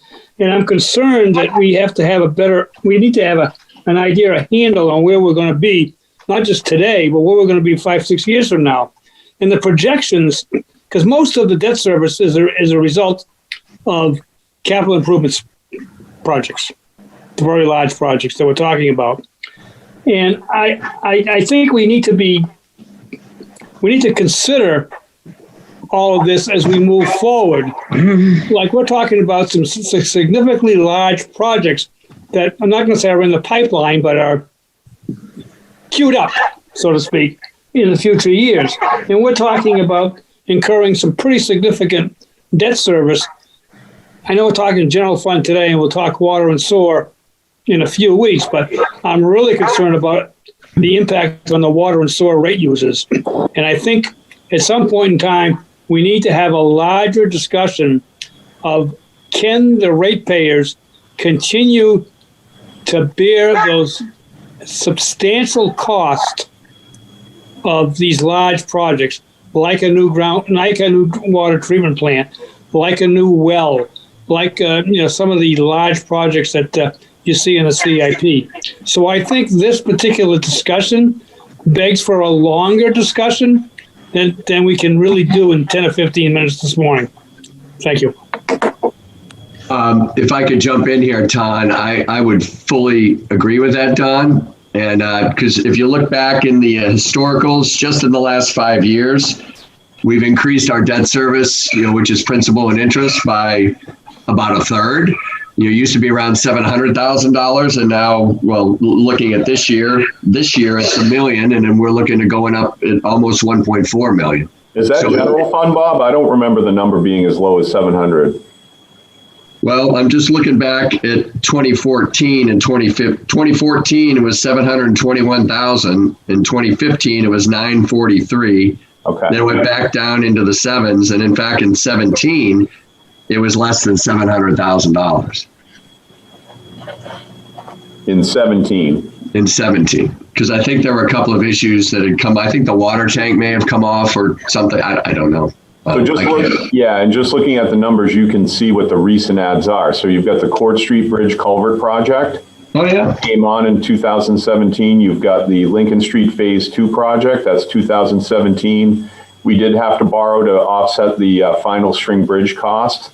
So that's a smaller issue there, but that String Bridge Rehabilitation Project's 2018. And then, so you are likely correct, Bob, that these are the issues that were added. And now we have the library added on, which is creating this number that we have today. So that's. And I guess to the point, to Don's point, which is I think a lot of our sort of underlying angst here or anguish, is that we do have a lot of things. It's not just water and sewer. We've got at least 3 general fund items that are, pick a phrase, queued up or teed up or whatever you want to say, for some time in the next 5 years that this body will need to address. So I think there should be, and whether we do it, you and I, Russ, and then I dispense information to the committee, or we have a separate, global meeting, I think it would benefit the committee to understand where we should be sort of thinking about, are we willing to go up to $2 million on debt service? Do we really want to keep it in that 1 to 1.5 for the next few years? I think philosophically, it'd be worth having your thoughts and Doreen's thoughts and the select board, because this committee is going to be really hamstrung CIP wise if we don't know what your thinking is. So to build on what I said too, I think it's important to really look at this piece right here. So you have your existing debt, and based on, this is just strictly a value division of the 1.37 million by the assessed value to get you to 63 cents. So what that means right now is that of the $5.71 rate, 572, that 63 cents of that is represented in the debt service right here, right? So that as a percentage is X of the tax rate.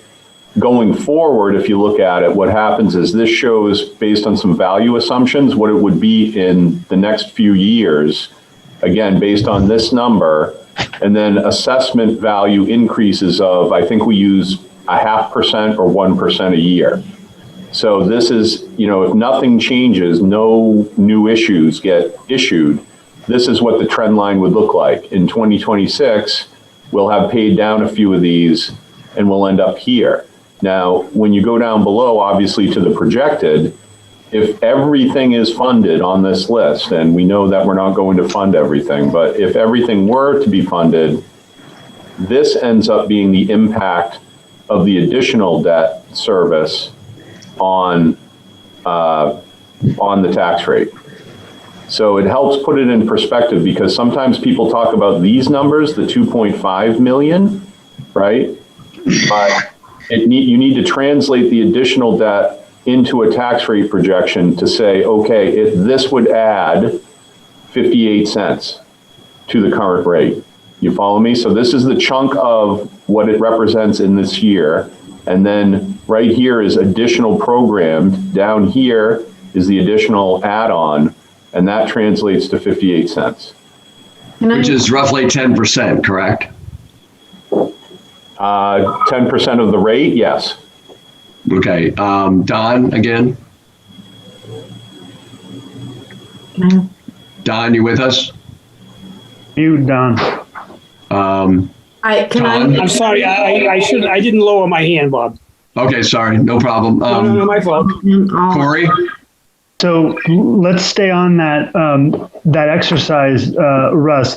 So if I'm interested in what the dollars are to my tax bill, for instance, in 2022, I'm taking the $160 from the existing, and I'm adding to it the $28 to come to 189. Correct? Correct. So then we bump to 312 in the next year. That's correct, and that presumes some major projects would be approved, like the DPW facility and so forth. Right. Yeah, I think this is for as much as we go through these budgets, the operatings and all, and that's super important, and there's stuff that we talk about that's important to evaluate. This is really a huge component of what our work needs to be on the budget committee, and this is kind of what I was looking for, Russ, is like the crystal ball sort of where we're going, but this is significant. Is this in our, I don't recognize this from in our folder. Do we have this? I don't either. This is in the CIP. It's in the CIP. Oh, it is? Okay. All right. I've got too many things open. Can I interject? For some reason, I can't raise my hand, but I'm raising my hand in my screen. But when you look at this, there are a couple of things missing, and I'm confused why they're missing. And also, which is the public safety. I know there's the needs assessment, and I know that's down to 200,000 now, but where with that comes the next phase. And so, and it is in the CIP. Why don't we have a TBD on that, Russ? Because I think it gives it the numbers then change significantly, because like West Side Drive construction, Salem Street, if we look at that, that's $1 million. Well, you can pretty much know that West Side Drive is going to be at least $1 million because it's a similar project. So then if we add that, just for an estimate, and probably a lower estimate because there's more streets there, then you've got the public safety building, which is really, okay, I've always said it's one of my major issues that need to be addressed. And I would suspect that is in the multi-millions. So then when you add these things, just projecting, then we see a significant increase. So maybe I'm wrong, and you can tell me I'm wrong, but that was just a question I had. No, I'm not sure if it's a right or wrong answer. I mean, I think the simple answer is that we just do not know in any way, shape, or form what our public safety solution is going to, ultimately look like. Right. So we could put it in here as a TBD, but if you're talking about a number, there just isn't one. We have to go through this assessment. There are 3 different options that our consultants have been talking about. One may involve land acquisition, so we'll get into the meat and potatoes of that, but who knows? I mean, well, I think having a TBD with a date is probably a really I think it's more informative to the citizens. So that's just my 2 cents, because when I look at this, I look, oh, this isn't so bad. But then when we add that to the mix, it becomes a little bit concerning. I think to Russ's point, Kathy, and you were part of a meeting the other day. I think we're working on that. The scope has sort of changed really quite recently, and yes, that is a concern that the safety complex isn't on there as a capital item, and I think that was sort of the genesis of Corey's and my questions. We'll get there. It may not be till later, but that's sort of the reason why we're having this discussion, is to try to get a sense of what that threshold might be that we need to work within. John? Yes. First of all, thank you for that chart on page 76 in the CIP. I'm not sure if I've seen it before in the CIP, but it was an eye opener. And just to state the obvious, which is that, of course, this doesn't even include the water and sewer. So which of course we all realize, but that, rolled into that discussion is, the question that was raised early on with the 55 million plus for the sewage treatment plant, which is, how much of that can the ratepayers, the water and sewer ratepayers, bear versus the town as a whole? So I think when we have this discussion about the general fund, we also sort of need to broach that again, since we're not done paying for large items in water and sewer. I can assure you we'll be doing that in the next couple of months. Corey? I just want to, make the point that these planning documents are in the CIP every year. They're just they're at the very back. They're called financials. But these forecasts have been with us for a number of years. But, I would make the argument that maybe it makes sense to have them at the front of the CIP book, because they are really important, and they're a really good way to try to start to get a handle on what the burden, for lack of a better word, will be on the town if we implement some of these projects. So, my plan is I'm going to try to, whether I do this myself or with Doreen and Russ, is I'm going to try to consolidate the water and sewer and the general fund, because ironically enough, everyone who's on water and sewer is also a taxpayer. I mean, who knew that was a thing? So we're all burdened by this, and I agree with you, as I think we need to see the whole picture instead of having to flip back and forth with multiple pages. And that's the format, and that's fine. But this year, well before CIP, we're all going to have a really good look at at what's coming down the pipe. So we're working on that. Yeah, and just a quick comment on that too. I just want to remind everybody that tax and water and sewer work so much differently.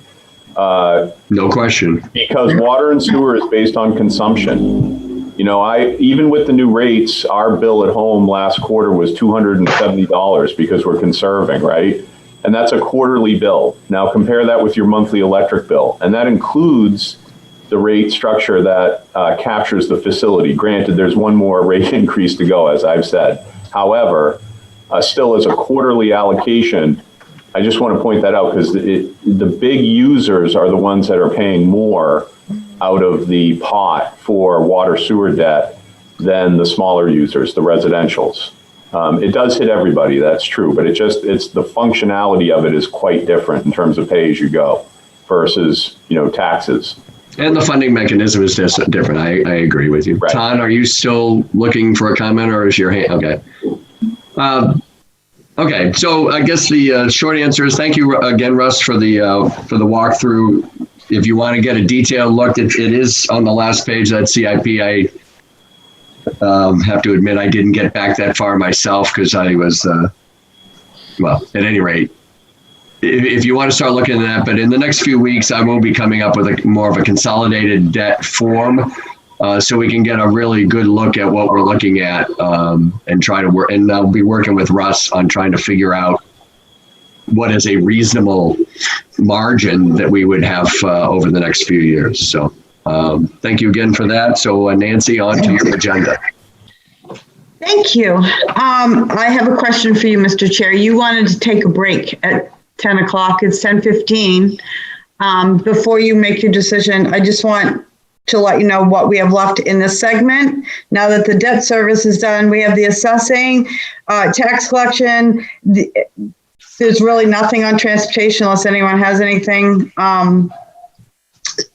Andy Kohler is supposed to start at 1:15 and then lunch. So not quite sure. Why don't we take it's 10:17. Why don't we plan on being back at 10:30? Everybody get up, get their coffee refreshed, do the Chris Suter dance and all of that. And if we could, you can stop video and we will be back at 10:30. Okay, folks, does that work for everyone? I have a quick 15-minute meeting I have to go to at 10:30 to 10:45. So that's fine. All right. I appreciate so you. Do I leave the meeting and then log back in? Yeah, how's that work, Russ? I don't want to have to be calling her for a vote if she's not there. Yeah, I'll defer to Bob on that. Tech-wise,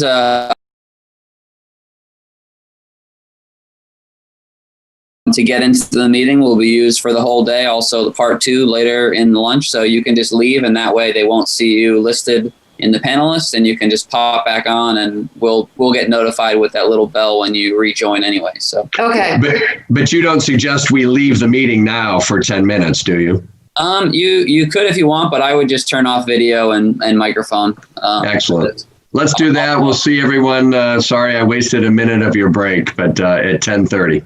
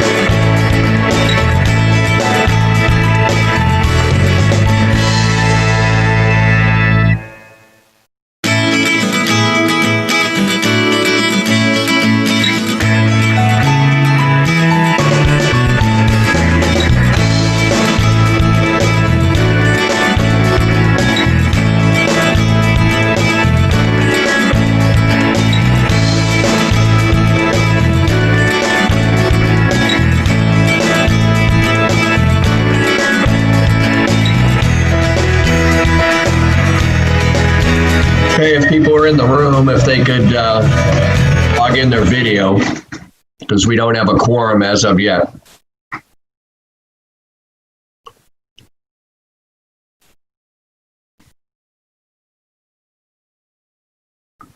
Okay, now we do. So we'll continue the meeting and people will come in as they will. So Nancy, you want to get us going on, this is page 8 of the booklet on assessing. Yes. Line item 55050, conferences, rooms and meals. We're recommending reducing that to $50. Again, same reason that there will be more virtual conferences than going out of the office and having to travel. Line 55058, MRI, town assessor contract. That expires in December of 2020. There doesn't seem to be any concern that amount will be increasing, so they're fine with that line item. Though one of the things that did come out of our meeting was that we are currently at 88% threshold for our evaluations in town. So that might reoccur sooner than anyone would probably hope. Excuse me, 55091, education training. We were fine with that line because that's a necessary for certification purposes for assessing. 55106, equipment purchases. We've recommended reducing that line item to $1 for just 2021 because there are no purchases anticipated. 55180, mapping. Janet, you're with us, right? Is Janet there? Okay. So I just want to make sure I have this right with there were 3 of us weighing in on notes. So I just want to make sure I have the facts correct on this. The line item that's being proposed you felt was sufficient. It's the programs that were a little awkward. Cartographs is no longer being supported, so you're going to be using the maps online more. Is that correct? No, that's not correct. Okay, well, then correct me, please. The GIS on my desktop is not going to be supported. Okay. So I suppose, yes, Maps Online will be used more. Okay. I'm not using it because it's not correct. It's just, okay. So that's where it was, because we were talking with Andy about that, Andy Swanson, about that line item too, and just the logistics of what the problems are. Okay. So anyway, we were fine with that. I just wanted to clarify what program you are actually using or will be using. 55200, office supplies. We were recommending reducing that line item by $500. That still covers the cost of paper, envelopes, general supplies, but toner is no longer going to be needed in a lot of the departments because of the contract for the larger 2 copiers in the town office building. 55224, postage. This year, because of COVID, postage increased significantly because assessing couldn't go to people's homes. So there were surveys being sent out. Fingers crossed that this will be different for 2021. We recommended reducing that line by $500. And then finally, in assessing, 55270 software agreement. This was new for 2020. So far, the consensus seems to be it's working well. The amount, and then there's the amount reflected at $16,920 is $6,496 for the maintenance agreement, $3,417 for the web fee, and $7,000 for the cloud fee. And I forgot to ask Doreen for the new health insurance number on that. So, okay. The new health insurance is $19,610. Thank you. Okay, And that's it for assessing that we have right now until we have questions. Any questions? What is the new total for assessing, Doreen? The new total is 234,994, and that's 234,994. Can I ask a question? Sure, Kathy. Of course, Janet is knowing that I'm going to ask the same question. Ask her anyways. So the mapping, so you can't get to the mapping on assessing anymore, but you can get to it through planning. Is that correct? Because mapping is for those of you that don't use it, as a realtor, I use it quite a bit, and I know that civil engineers and other people do use it as a tool to look at properties and just where things are, I guess. So can you explain that to me, Janet? You can go to Maps Online by putting in Maps Online Exeter. Okay. And it will come up. It will be the first one that comes up. Okay. And I do believe that it's still somewhere in on the town website, possibly under planning or building. Yeah, I don't know. I took it off because it's wrong. I don't want people using it for information that's incorrect. Okay. But it is used quite frequently for. It's still there. Property. Just lots and how they are. Where the lot lines are, and there hasn't been a subdivision or a lot line that's been put on there since 2015. But the lot lines are still the same most of the time, unless there's been subdivisions done. I have you, Tom. Tom, as a question. On or Dawn? Ton, sorry, Ton Zwan.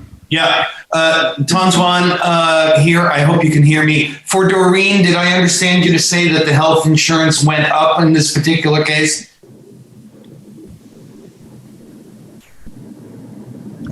Yes. Okay. It did. I'm not sure why, but it did. Yeah. Change of plan, presumably?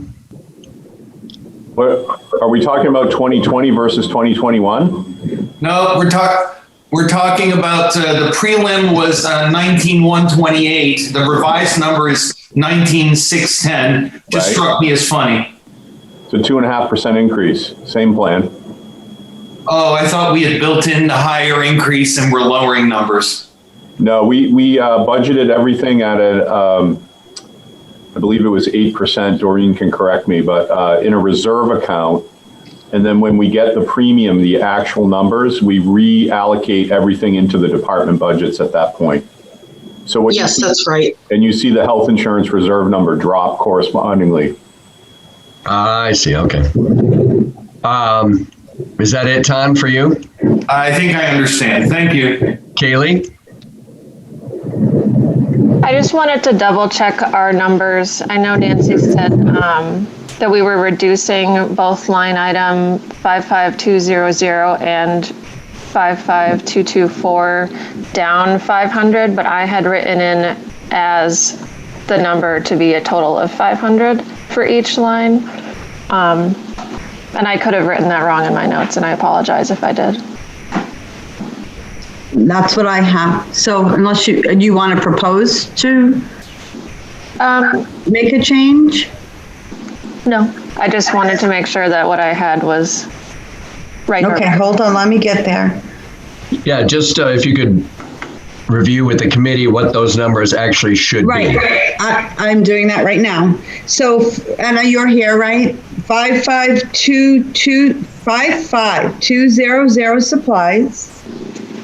I have the preliminary budget at 1,250 and the subcommittee recommendations of 750 with a reduction of $500.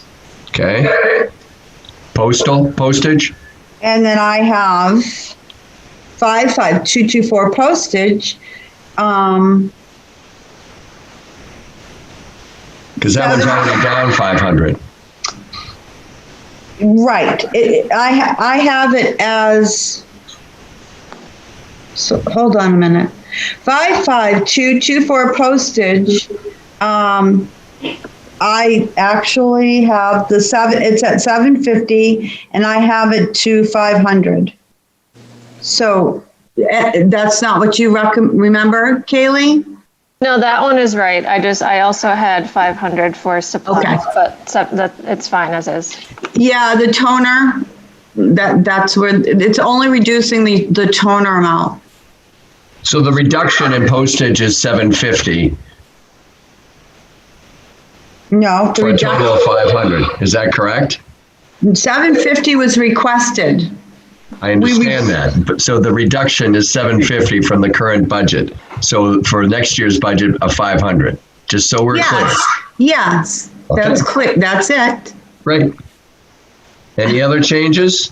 Twice. Do those numbers jive with the number you just gave us, Doreen?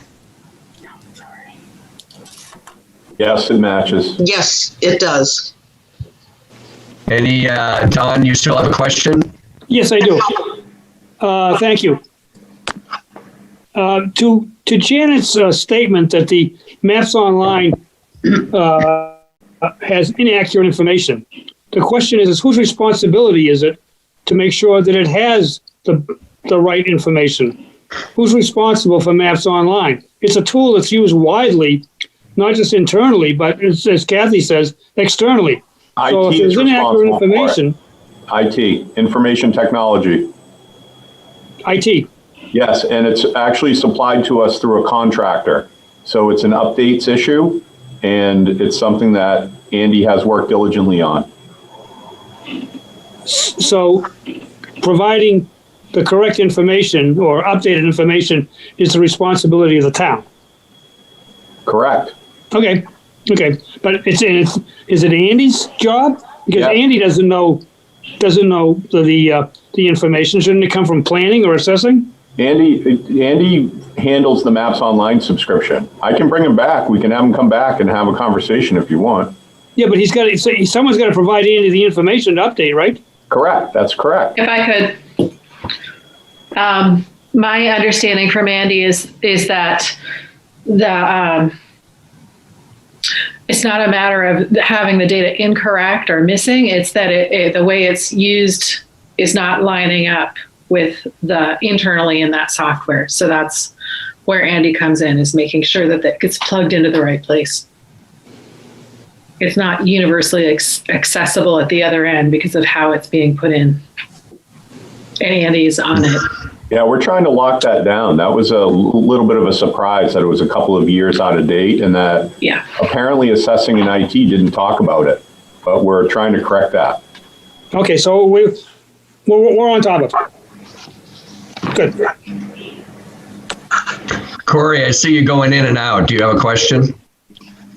No, I was just going to comment. Wouldn't the ultimate update come from the vendor that we buy the subscription from? And it's not planning or IT. It's them implementing what should be good information. And it sounds like we just have garbage or out of date information. Out of date. It's not as dire as it sounds.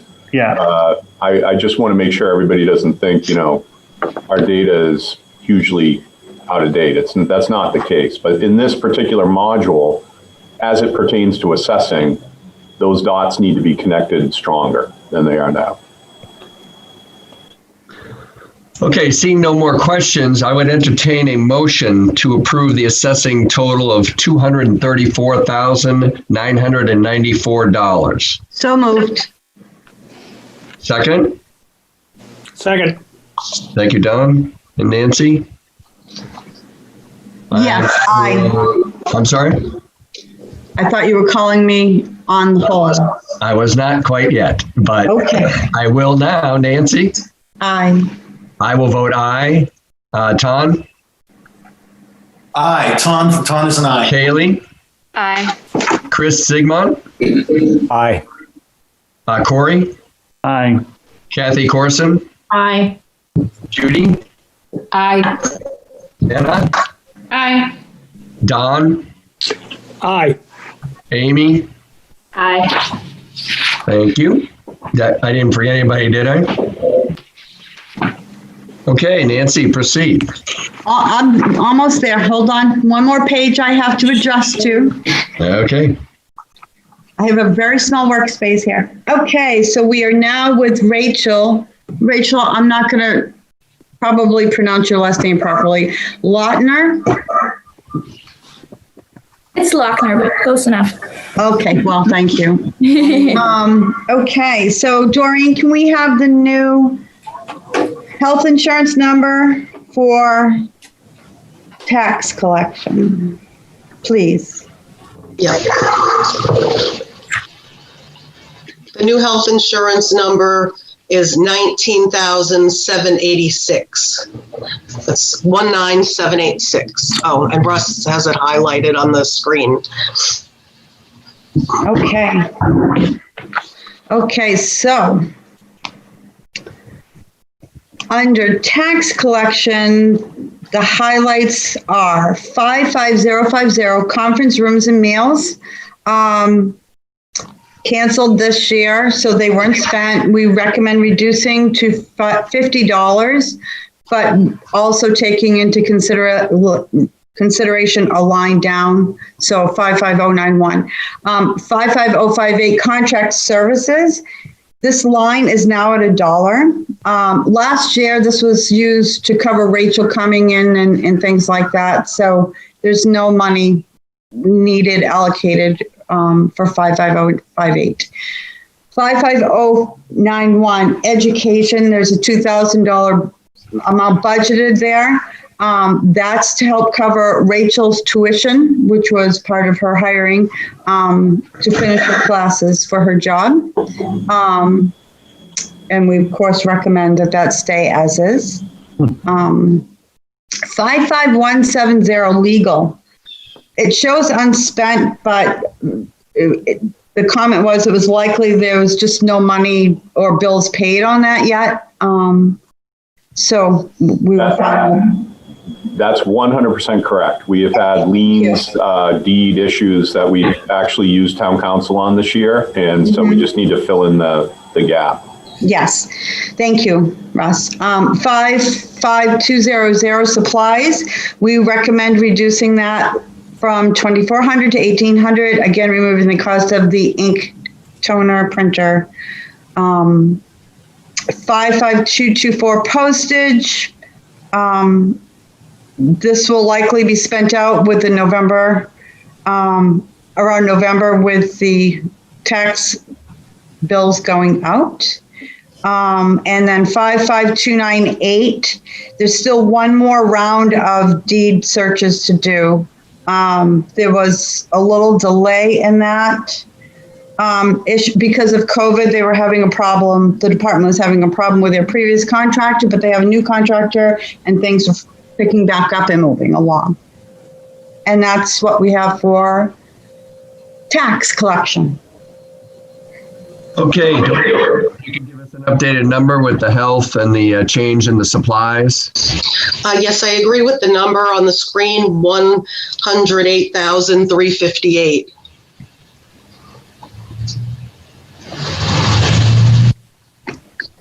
Okay, I will entertain a motion for that new tax collection budget of $108,358. So moved. I'll second. How's that? Marvelous. Who moved it? Tom. Thank you. Okay, I'll go through the roll. I vote aye. Nancy? Aye. Tom? Aye. Kaylee? Aye. Chris Sigmont? Aye. Corey? Aye. Kathy? Aye. Judy? Aye. Anna? Aye. Don? Aye. And Amy? Aye. Thank you. Okay, Nancy? Okay, so this part of the welfare and human services part, we're not going to get into the much of it other than the subcommittee felt we wanted to relay the conversation that we had during our subcommittee meetings and just we're trying to make sure we're keeping, the budget committee has a good idea of the allotment of time, of Pam's time. And this year, of course, COVID, she's recognizes that she has been spending a lot more time on the welfare side of things. But really, Pam is here to answer any questions that anyone might have. Do we want to get to the health insurance update? Oh, no, there isn't. Okay, never mind. So does anyone have any questions for Pam on this?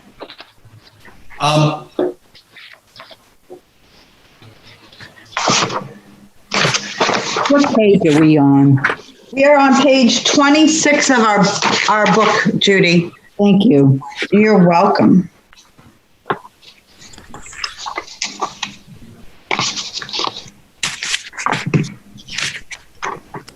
Okay. So I'm just going to continue then. I'm not hearing anything from anyone, so. I have a question. Okay. Is it okay, Mr. Chair? Yes, go ahead. Sorry. Yeah. Regarding that, in terms of expected workload, I think is what we're talking about. I'm reading news items and I'm somewhat tuned into the fact that a lot of benefits are about to end and, the proverbial something could hit the fan soon.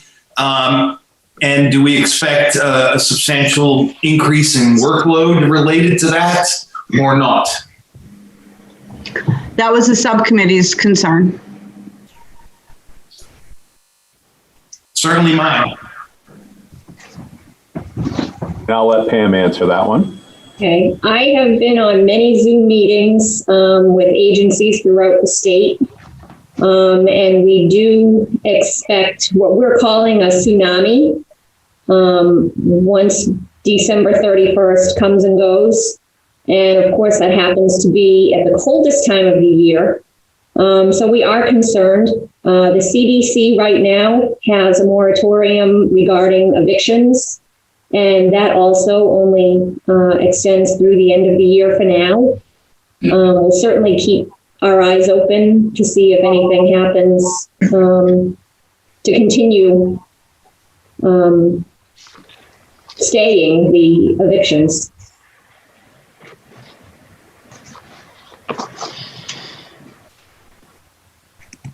I just highlight the line item in the budget that I just did. You can see direct relief, rent, and hotel. That's our biggest expense when we're talking about our welfare expenses. And you can see some of the figures as far as what we've plugged in. And, we did have some discussion with the subcommittee about this, and where, again, it's an obligation we'll have, and it's hard to predict. It's like snow and ice. We talk about it, but obviously it's different. It's people, and we'll just have to find out where this takes us. But this is our year-to-date actual here, 40,758 through 831, and then we did spend 53 on this item in 19, and so we're doing a little bit better so far this year, but like Pam alluded to, what's around the corner is really kind of what we're. If it wasn't for the state with the community action programs taking over rent, I can't even imagine how much money we would be spending to assist with rent right now. I'm working very hard to try to work with other agencies in getting assistance for certain things that they may be able to help with. I try to keep it at least an even budget with other agencies. That is difficult, but because they're helping on the other end as well. But one of my big concerns right now is that the campgrounds have closed or are closing. Exeter Elms is closing this Saturday. So I'm starting to receive a lot of phone calls from people that have been staying the summer in campgrounds and now are homeless. The winter rentals that are usually happening at Hampton Beach, apparently some of them stayed as year-round rentals. So there aren't quite as many winter rentals in Hampton right now as well. Yeah, and one of the things that Pam had told us about during our subcommittee meeting is the eviction part of the governor's emergency order. There seems to be a go around, a get around, where people are not necessarily being evicted, but they're being told that they need to move because they're going to do renovations. So. Right. The landlords are using an excuse of updating their buildings in order to make people leave. So it may not even have to do with the fact that they're not paying rent, because these people are paying rent on a regular basis, but the landlord wants them out so they can update their apartments and then charge more money. So the people wouldn't be able to afford the apartment anyway. Okay, Corey? Pam, I noticed there's a few lines that have no spending, and maybe you already said this, and but I'm looking at 55076, the food gas, the medical on 078, and the 133 general expense. Did you comment on those at all? I'm sorry, the food, gas, usually I find that to be gift cards. I don't have any gas gift cards. And as far as food goes, just recently I had some and had been handing them out. So that would be probably September, October that you might see some of those numbers. I rarely have gift cards, and after speaking with St. Vincent de Paul, we've decided that gas cards are not a good idea. It's well known throughout the state that in giving out a gas card, they are resold for cash, and then people will use it for drugs or for something else. Yeah, I guess more than how the money's getting spent, I'm questioning that we don't seem to have any expenses in those buckets so far this year. And I just want to make sure that's actually the case. Yes. So, okay. Yes. But you may see small amounts as far as gift cards go. I use that for gift cards. So, and again, I may be just not educated on this. Hopefully I am, but three line items that had basically no spending in 2019. We don't show any spending this year so far. Are they better suited in a line like rent and hotel than these other ones, or do we just need placeholders in those three places and they are what they are? Just wanting to make sure that the money that we have in the welfare is in the right buckets, if it should matter. I would say the placeholder is needed. Is needed. And it's not that much money anyway. Judy? Yes, and there's one more question on the medical. There's no expense and $2,500 in the budget. What's going on there? That was my question. I'm sorry. That was just what I was. Sorry, Pam. Anytime you see something that may not have an amount in it, like the food, gas, or the medical, what I've been trying to do is work with other agencies to assist people with those expenses. For instance, if someone has a dentist bill that they need taken care of, I may contact Annie's Angels and ask them to take care of that bill. Because I knew that our hotel was so high right now, I wanted to try to balance that out with requesting assistance from other agencies. And other agencies really can't help with hotel. So if I can get them to help with medical expenses or car repairs or something like that, I'll request assistance from other agencies to try to balance it out. Okay, and I had a follow-up. If the rent hotel situation is already, as of August, at almost 41,000, and the budget is 45, and the campgrounds are emptying out, should we not actually increase that budget figure, especially 2019 being in the 50s? Under these circumstances, extraordinary as they are, is this the one place that we should actually increase the budget? So I wanted to just weigh in on that by saying the conversation that you just had about those other line items being unspent, but are being placeholders, is actually, if you think about it, another bucket that we could tap into for housing. And I think in order to keep the budget sort of in a reasonable space, that was part of the thought process. So, I mean, you could drop food and gas to $1 and medical to $1 and put the balance of that in the direct relief for rent hotel. But again, at the end of the day, it's really more about the bottom line. And so we use all the line items where we needed to use them. Yeah. Well, even if you did those things, would that be sufficient to cover these extraordinary costs in these difficult times? Yeah, so we also have the Housing Relief Fund from the state as part of the CARES Act, the Gopher money that's available as well for people to tap into. So we would look to that as a resource. Okay. And any other third-party funding that might be out there too. So you're feeling okay be aggressive with that we could cover the need even as the campgrounds empty out and there aren't as many winter rentals? Just to mention what Russ just said about the Gopher funds, I did request assistance through the Gopher funds, and we were granted $5,287 to assist with expenses that were already paid out that were COVID related. Okay. Yeah. Are you all set, Judy?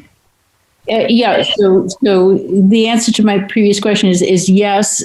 With all these other items, with what is in the budget, you're feeling able to meet the need in these difficult times with what is budgeted. We're certainly trying. Okay.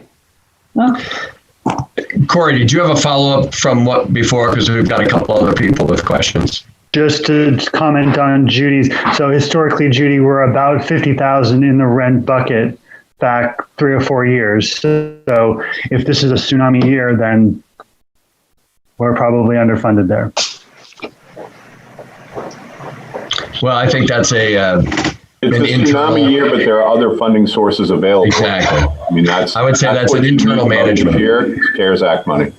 Yeah, that's an internal management issue. We don't need to micromanage. Pam and Russ are doing a great job on that. Well, but if there's not enough money in a line item, then that's, well, I'm just pointing it out. In a tsunami year, there are other funds available. We don't necessarily have to budget a maybe. Yeah. Chris Sigmund? Yeah, it might be an impossible ask, but I'm just curious if Pam and Russ had a scientific wild ass guess. What, given all the information you've got, are we looking at 25% more, 30% more? Is there any way that you can venture a guess as to what you think by December 31st, or what that will blow up into? Well, again, it depends on how many people call in. I'm receiving some emails from New Hampshire 211. Those are starting to pick up now. People call New Hampshire 211 if they become homeless, and then from New Hampshire 211, they are fielded out to the correct area. So in the past 2 days, I've received 2 calls from them. So those are new people that I need to follow up with. So the forecasting is going to be the hard part. Is just the exactly. Yeah. Okay. Tom? Yes. Just to follow up on that, as an observation first, and then a question later. Seems to me part of the challenge is that this straddles 2 fiscal years. In other words, the tsunami or the expenses may be incurred in the next couple of months or so on this budget, on the current budget. And we're talking about next year's budget, which we have no clue about, relative to this situation. would be my observation regarding that. My question is, and I didn't articulate it well before, is regarding line number 51110, your wages relative to this work, Pam, and for that matter, Russ. Is the current assessment that accurately reflects the amount of work that you expect for the next year relative to your duties in welfare? Without getting into too many specifics, I think we actually need to look at this position closer in not only those terms, but what it's doing in the big picture as well. Yes, which is, thank you, Tom. That's why we brought this up under, or now, here. That part of it.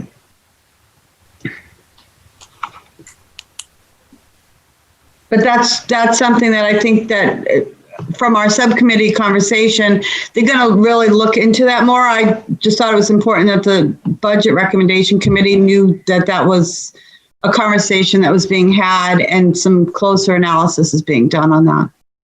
So did I miss something, or is that a conversation that's being had offline right now?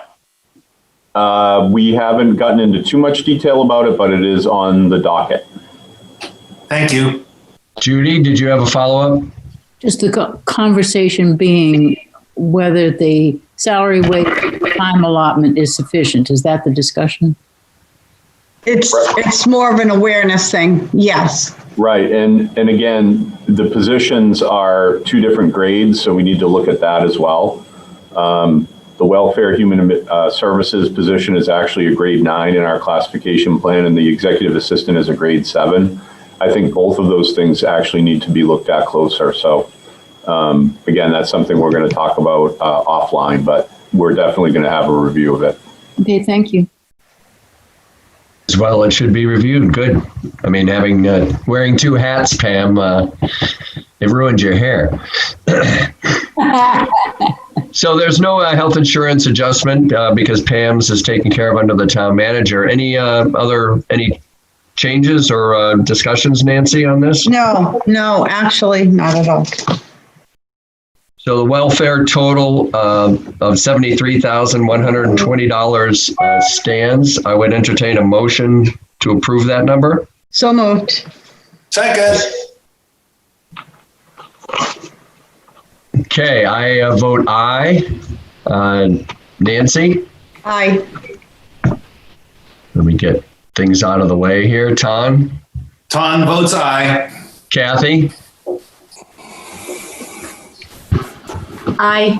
Thank you. Judy? Aye. Anna? Aye. Amy? Aye. Kaylee? Aye. Chris Suter? Aye. Chris Zigmont? Aye. Corey? Aye. And Don? Aye. Thank you. Thank you all very much. Thank you, Pam. So the next one is transportation, and it just because it falls under general government, there's a placeholder there. Nothing's being recommended to change on that. If anyone has any questions. What page? That is on page 3 of our booklet. Actually, it's on page 3 of the booklet. Yes, and the template. I'm sorry, I was trying to read a text, which is bad form. What are we on now, Nancy? We're on transportation. It's on page 3. All I need to know. And it's one line, $1. Sounds like a line from Trading Places. Okay. All right. Seeing no questions, I would entertain a motion. I have one. Okay, sorry. I'm going to be that guy. I just thought, because we do have some new folks on the committee, just a quick background, Nancy, on what's going on with that line that we're approving for $1. I don't, what do you mean, the history of it? I couldn't give you that information. Transportation was where Coast was. That's kind of what I have for you, Corey. Is there anything more you wanted to expand on for the new people? Well, it's not that our town doesn't support Coast. It's just that the operating budget doesn't necessarily, and then we have in the past. I just thought, I mean, there is a note to the effect that we are getting funds or giving funds to come through our transportation fund. Okay. Oh my. Okay. Russ, is there anything you want to expand on that, please?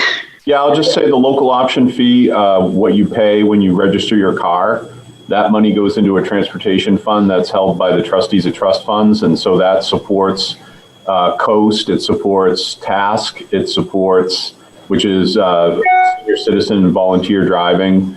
It supports Meals on Wheels and also supports our taxi ticket program. So this is a placeholder in case the general fund needed to pick up any of those costs. Right now, they're all covered. And I'll just add that Coast this year in 2020 just sent the town a note saying we were going to get a credit off this year's assessment. Originally, it was $20,000, and I think it was reduced by about $1,600. And I have a question out to them about their FY21 request ask of $20,000 because they kept it level. But I was concerned that we haven't had as much activity due to COVID-19. So we're continuing to have that conversation, but any changes that are made would be made to the transportation fund, not the general fund. It wouldn't impact this fund. Thank you. Okay. Any other questions? Don?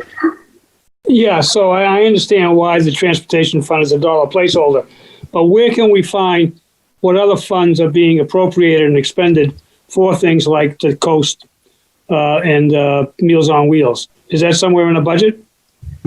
So the transportation fund is not an appropriated fund.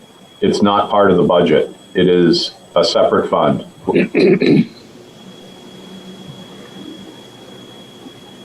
And you can get information about the transportation fund from the finance department. It is Fund 5 in our general ledger right here, Transportation Fund 5. Right, but it would still be a good idea, I think, for people to understand how much is being expended on those items. Yeah, and I still don't understand why they're not in the budget. I'm very confused on that. They have been in the past. Nope. No, okay. Only. So I remember at budget meetings when I was on the select board having many long conversations, sometimes longer than it should have been, about how much we were paying for the Coast charge. Well, because now we're not having a discussion at all. Coast prior to 2019, it was in the budget, Don. It was only Coast was. Only Coast was in the general fund. Then we were splitting the Coast assessment between the general fund and the transportation fund for about 3 years. So we moved all of those expenses over to the transportation fund. I think 3 years ago. Which is where? It's not in the budget. The transportation fund isn't in the budget. I said it already. It's a non-appropriated fund. The town does not appropriate those funds. It comes from the local option fee. It is put in an account over in finance, and then we spend the money out of the account.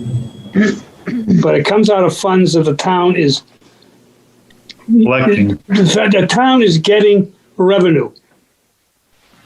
We do not appropriate the fund at town meeting. That's what I'm trying to say. It's a non-appropriated fund.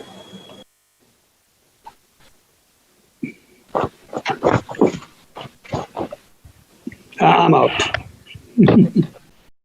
Okay, then. Entertain a motion for the dollar budget of transportation budget. So moved. Second, Judy. Thank you, Judy. All those in favor, I will go through the list. I vote aye. Nancy? Aye. Tom? Tom votes aye. Kathy, are you within microphone distance? Kathy, we're voting on the dollar. Judy? Aye. Anna? Aye. Kaylee? Aye. Chris Suter? Aye. Chris Sigmund? Aye. Amy? Aye. Corey? Aye. Don? Aye. Thank you. Okay, Nance? Okay, next is legal. It's on page 3. So this line had already been spent out at 65,000. Let me just make sure I'm on the right page here. hold on one second. I want to look at my history while I'm talking. I'm on the wrong page on one of them, so I'm getting there. Yeah, 65,222 is as of August 31st. We've been, that line item has been at $80,000 for, well, at least since 2014. But on average, we're averaging about 86,000. So the subcommittee was fine leaving it at the 80,000, but I think we might want to, at least by next year, think about increasing that line item a little bit. I know the money comes from somewhere if we go over, but it was just an FYI. Does anyone have any questions or anything on that? And I just add that covers all of our planning land use boards as well. So we've had a couple of litigation issues in the past couple of years that they have been involved in, and it would also include any legal services provided in assessing, so valuation issues if they get appealed to the Board of Tax Land Appeals and things like that. So, and we have a few in the works right now too. So that was a concern. Right, and any need for labor counsel as well for collective bargaining purposes.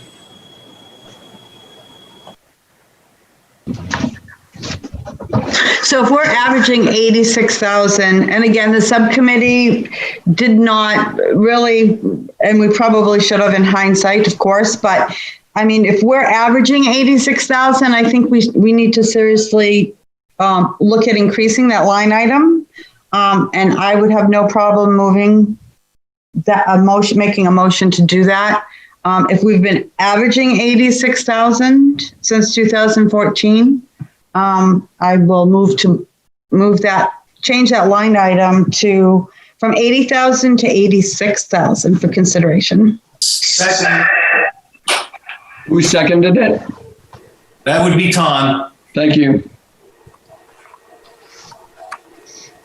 I have a question. Yes. And I don't know if Don's hand was up first. So Don, I'm just going to arm wrestle you for it. I don't necessarily agree with the motion. I don't think that, it's a great observation. We're at 86, but we're within 10% of our budget every year. And I view this no differently than I view snow. You can pick any number you want. We have some number that's a placeholder and it's reasonable. It's not a skew by 25, 30%. You just never know. You never know with snow either. So I would be inclined to just leave it where it is. My 2 cents. We'll find out by a vote. Yes. Are we ready for a vote on that? I will vote nay on this amendment. Nancy? Yes. Tom? Aye. Kathy Corson? Nay. Judy? Nay. Anna? Aye. Aye? Yes. Did you say? Yes. Thank you. Kaylee? Aye. Chris Suter? Nay. Chris Zigmont? Nay. Amy? Nay. Corey? Nay. Don? Nay. I think that's it. So the nays have it. The budget will remain at $80,000. And to that end, I will entertain a motion for $80,000. So moved. Seconded. Judy. I will go through again. I will vote aye. Nancy? Aye. Ton? Tom votes aye. Kathy? Aye. Judy? Aye. Anna? Aye. Kaylee? Aye. Chris Suter? Aye. Chris Zigmont? Aye. Amy? Aye. Corey? Aye. And Don? Aye. Thank you. Okay, so next is trustee of trust funds. That's on page 4. That remains as is. There's no recommendation to change that. It's elected at $891. Any questions? get my, I'm sure there are 5 or 6 hands waving on this one. The 3-member committee, Donna Leroy is the chair, just to give her some props. Yes, thank you, Donna. Okay, no healthcare. I will entertain a motion for $891. So moved. Second? Second. Thank you, Kathy. Thank you, Nancy. I will vote aye on this. Nancy? Aye. Tom? Tom votes aye. Kathy? Aye. Judy? Aye. Anna? Aye. Kaylee? Aye. Chris Suter? I'm sorry, I could hear we were voting. My dog was going crazy. Not a problem. We're voting on $891 for trustee of the trust funds. Aye. Chris Sigmund? Aye. Amy? Aye. Corey? Aye. And Don? Well, we have a majority anyway. Okay, Nance, go ahead. Okay, treasurer, page 7. That remains the same, no changes, no recommendations. That's at $9,792. And Sue Penny is our treasurer, and she does a great job for us. Sue is also a school finance administrator over in Fremont, and she reconciles our cash and works closely with Laura and Doreen. Excellent. Entertain a motion for $9,792 for the treasurer total. So moved. Second. I will vote aye on this. Nancy? Aye. Tom? Tom votes aye. Kathy? Aye. Judy? Aye. Anna? Aye. Kaylee? Aye. Chris Suter? Aye. Chris Sigmund? Aye. Amy? Aye. Corey? Aye. And Don? Aye. Thank you. Go ahead, Nance. Next is miscellaneous. It's on page 32. It's line item 55224. And it's postage. And I'm sure there's a great explanation for this. However, it's one of those odd line items. There's literally only $1 there, but we spend $1,000, and I really don't think anybody wants to probably change anything about that, because we typically don't. But as a subcommittee, we felt the past 4 years we've averaged over $2,000. So just wanted to bring that up as an awareness. I think if Russ is fine with it, then we should be fine with it. But we felt we wanted to bring it up. Okay, so we And you did that, Corey. And we did. Just briefly, we have a number of new folks on the committee, and just a quick couple sentences on what these lines are for, if they're what they're meant to do. Maybe Russ could even chime in if yeah, I'm going to ask Russ to do that for you whenever we need that. Thank you. Sure. Yeah. This is postage. Basically, it's a placeholder account for unallocated. So any expense that we have in the postage account that maybe pertains to an ad hoc committee or something like that, and there's no real doing a mailing and they don't have a budget for it, we would plug it here. So that's the trend you see on average. That's roughly what we see annually there. So we just make it up in the bottom line of the total budget. Mm-hmm. Thanks. I'll entertain a motion for $4. So moved. Second? Seconded, Amy. Thank you, Amy. And Nancy? Yes. I will vote aye on this. Nancy? Aye. Tom? Aye. Kathy? Aye. Judy? Aye. Anna? Aye. Kaylee? Aye. Chris Suter? Aye. Chris Sigmund? Aye. Amy? Aye. Corey? Aye. And Don?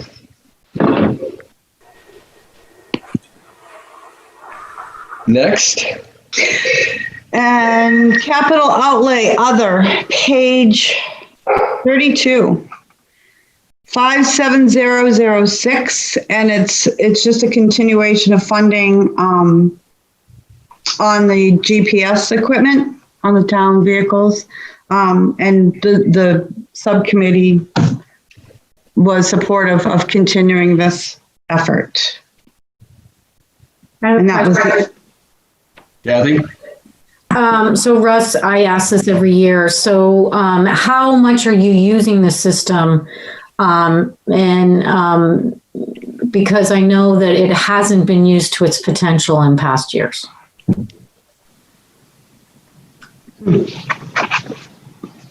So we're definitely using it. I mean, I think we're trying to evolve it into more of a route management than we do, but we also use it for just geolocating.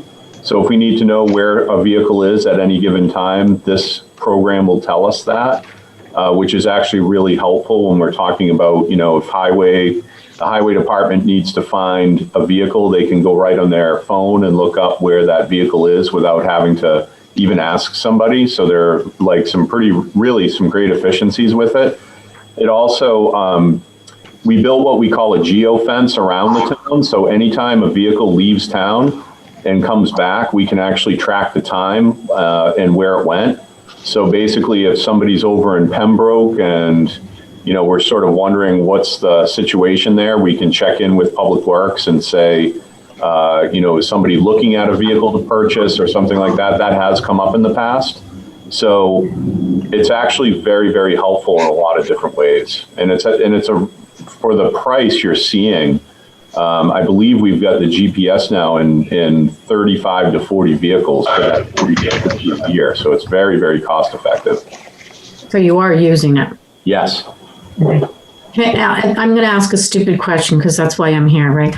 Now, My Civics app, this is not, where is that in the budget? My Civics app is in the IT budget. Oh, so we already went by that. Geez, yes. I wanted to ask about that. Well, maybe at the end of the day, just keep a flag on it. If you had a question on it, we can circle back. Okay. I'd appreciate that. Thanks, Bob. Sure. Thanks, Russ. Very welcome. So I will entertain a motion for $4,251 for the capital outlay budget. So moved. Second? I will second that. And vote yes. Nancy? Yes. And Tom? Tom votes yes. Kathy? Nay. Nay. Judy? Aye. Anna?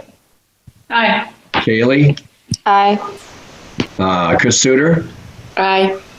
Chris Sigmont? Aye. Amy? Aye. Corey? Aye. And Don? Excuse me, aye. So it passes 11-1. Okay. All right, so we're on to town clerk now. Is Andy Kohler with us? Yes. Thank you, Andy. I can't see with the shared screen of the budget numbers. Andy, if you could just introduce yourself and then just let us know if there's anyone in your office with you. My name is Andrea Kohler. I'm the Exeter Town Clerk, and no, I'm the only one in the office. Thank you very much. Appreciate it. Mm-hmm. Nancy? Hi, Andy. Thank you for coming back early from vacation. We appreciate it. No worries. Okay, so we're now online. Sorry, it's almost break time. Page 5. Let's see. Health insurance. Doreen, do we have a new number for health insurance? Yes, the new health number is $66,042. And it's on the screen, 66042. Thank you.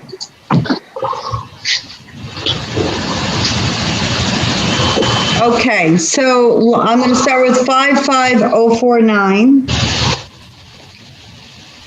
And Doreen, do you have an update on that line number? Because there was nothing spent out as of August 31st. But Andy was pretty sure she had made purchases that hadn't been reflected.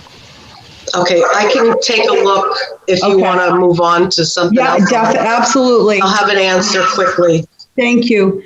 So 55050 conference rooms and meals. Not spent in 2020, but that was because of COVID. There are too many mandatory conferences per year. However, virtual options have not been scheduled for 2020 and not yet for 2021. So hold on, I lost my place. 1 second. I forgot to switch a page for one more document. 55050. Okay, so we did not make any recommended adjustments on that. 55058 contract services, that's billed at the end of the year. So that hasn't been paid out yet. 55084 dog tags, it's less for 2021. I don't know who's not muted, but I'm hearing a lot of feedback. Andy's found a less expensive place to purchase the dog tags. 55088 dues will be spent out. 55091 training and education. So we did recommend a reduction in this line, and the reason of the 800 to 200. We recommended a reduction of $800, leaving it at $200, and it's only because there was $855 spent out for a conference that a refund was not given, but it was allocated, credited to a 2021 conference planned. So that's already been paid for. So we subtracted $800 of that, recommend subtracting that $800 because it's already been prepaid for 2021. And then where else did we? Saved with travel reimbursement, the 55308. We recommend reducing that line from 800 to 400. We understand that Andy, if a conference happens, that didn't happen this year, she'll be going to it.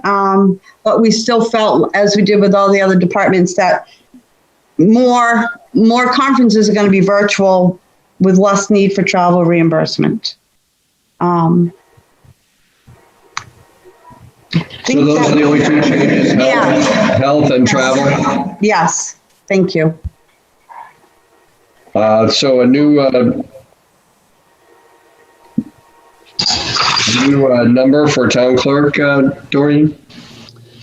It would be 363956. I'll entertain a motion on that number. So moved. Second? Seconded, Amy. Thank you, Amy. Thank you, Nancy.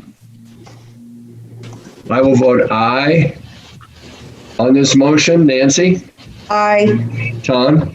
Aye. Kathy? Aye. Judy? Aye. Anna? Aye. Kaylee? Aye. Chris Suter? Aye. Chris Zigmont? Aye. Amy? Aye. Corey? Aye. And Don? Aye. Thank you. Thank you, Andy. Appreciate it. You're welcome. She's not going anywhere yet. We just got the elections. Okay, page 6 is elections. Just so that the committee's aware, postage, things like that, voting expenses increased because of the absentee.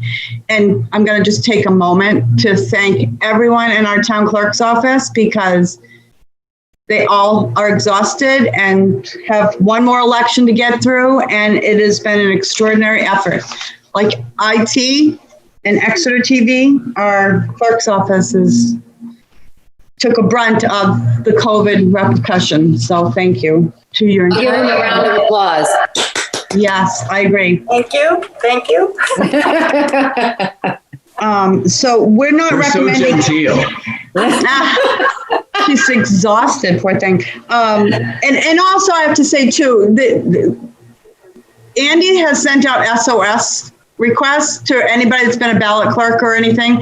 And I think she's had a really good turnout for people to come in to help. Best volunteer people that I've ever seen. It's incredible. Yeah, people stepping up all over the place in town. Excellent. Okay, so no recommended changes in elections. I don't know if anyone's got any questions. Tom. Yes, sorry, we had just finished voting on the previous section and there was an outstanding question about computer supplies. So I'll just point that out before we get too far out from it. Yes, an update. There are no expenditures through mid-October. So we don't have anything. We process them as soon as we get them in finance. So perhaps Andy can review the budget and see if it has been recorded in a different account. Yeah, it could have been recorded in a different account, but also I buy a lot of things at the end of the year to get ready for the next year. Thank you. You're welcome. Anyone else? I do. Okay, I will entertain a motion. Sorry, Corey. Sorry. Sure. So just as far as the wages go for elected and temp, 51,000 and 51,210, when do those funds get spent? According to what I have, they've already been spent. So the lines are just need to be updated on our. Yeah. This predates the primary. The actuals are through August 31st. Right. Thanks. So I will entertain a motion on the elections budget of $12,058. So moved. Second? Second, Chris Suter. Thank you. I will vote aye on this motion. Nancy? Aye. Tom? Tom votes aye. Kathy? Aye. Judy? Aye. Anna? Aye. Kaylee? Aye. Chris Suter? Aye. Chris Sigmund? Aye. Amy Farnham? Aye. Corey? Aye. And Don? Aye. Thank you.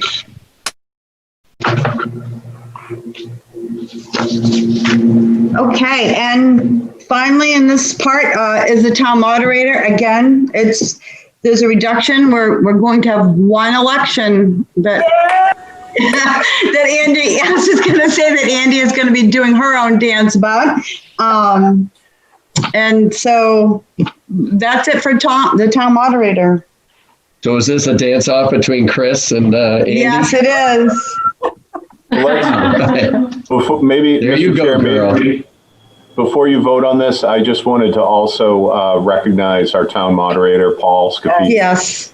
And our checklist supervisors who are John Crowley, Vicki Novoychek, and Michelle Berkey, who have also stepped up amazingly well during this very tough election cycle. They've all been fantastic and have committed just a ton of extra time to all of the process and all the meetings. So I just wanted to say that and express my thanks to them. Yes, Excellent. thank you. Thank you. We second that, Russ. Thank you for pointing that out. It's just been extraordinary. Okay, entertain a motion for $754 for the town moderator. So moved. Second. Second. Judy. Second. Thank you. I will vote aye on this motion. Nancy? Aye. Tom? Aye. Kathy? Aye. Judy? Aye. Anna? Aye. Kaylee? Aye. Chris Suter? Aye. Chris Sigmund? Aye. Amy? Aye. Corey? Aye. And Don? Aye. Thank you. Okay. So, Mr. Chair, it is 20 minutes to 12. Do we want to start our break now for lunch and come back at 1:15 and I can let Dave Sharples know? Or do you want to start him now? He's supposed to start at 1. He's not. He's not online. Is there a way to really quickly ask him? I just assume not. Oh, hi, Dave. I'm keeping tabs. Smart man. Okay. Dave, you look like you've got like sleep lines on your face. Dave and I used to work together. I miss screwing with him. Yeah, let's proceed ahead. Okay, just give me a half a minute I see to that many of acclimate us are myself. still working on our morning coffee, so I think we can go a little bit further along here. Okay, I just need to get there. I wasn't set up for that yet. Okay, so planning department is on page 9 of our binder. And then he's on page 11 of the template.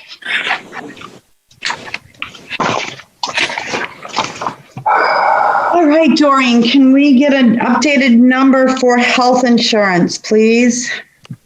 Yes. The new health insurance is $26,470, and again, $26,470. Thank you. Thank you. Okay, we have, I'm going to start with line 55050. And I did not put a heading in there, so hold on one second. I believe that's the travel. It's a conference rooms and meals. So there was no travel. Dave froze that as part of his budget in 2020. I don't think that's been brought up in this session. However, the town manager did ask all departments, I think it was 10%, Russ, to look at their budget when COVID started to rear its ugly head in anticipation of some possible budgeting issues. So Dave froze that line. This request was already reduced by $600 to 4, but we recommended a further reduction of 200 based on the less travel anticipated in 2021. The next item line is 55088 dues.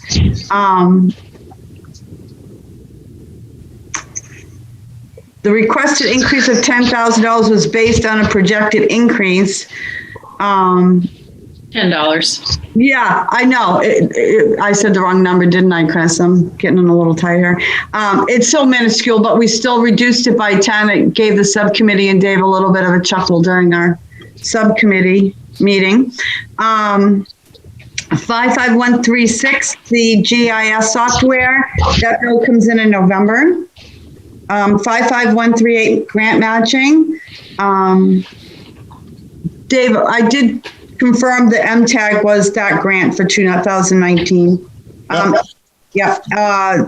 There's nothing in the queue at the moment for grant matching, but we recommended leaving as is because, of course, we don't know what's coming up. And those grant matching, when they can become available, they're quite a cost savings, or can be, to the town. So 55180 mapping, Dave, and we agree with it, recommending just moving that line from the budget. Dave hasn't used it in his time here. We did ask Doreen about that, and she explained that a line will be removed once the 5-year history is gone. So if anybody didn't know that, you know that now, because we didn't know that. 55200, office supplies. Okay, I'm going to get into this. I do have a little historical background for. Last year, we added $500 to this line item for the new Sustainability Advisory Committee to use. But when we did so, part of that was that we'd asked to be able to parse out any amount spent. There has been nothing spent on that, but it is anticipated that there will be for 2021. They're just still finishing up the work that they've been doing with Working and Planning Commission. Dave has been doing a tremendous job with acting. He's been, I guess, the head of that. I don't know how else to put it, Dave. I'm sure you have a better term. But Dave is acting in place of what was proposed as to hire a new person in town. So we are recommending leaving those funds as is. I know this year Doreen couldn't do anything about a line item. We are recommending or hoping that for after 2021, when the 2022 budget's proposed, there would be a line item titled in some way that we know what's being spent on the conservation. I'm sorry, yeah, on the sustainability advisory aspect of things. And then 55227 in printing, we recommended reducing that line to 400.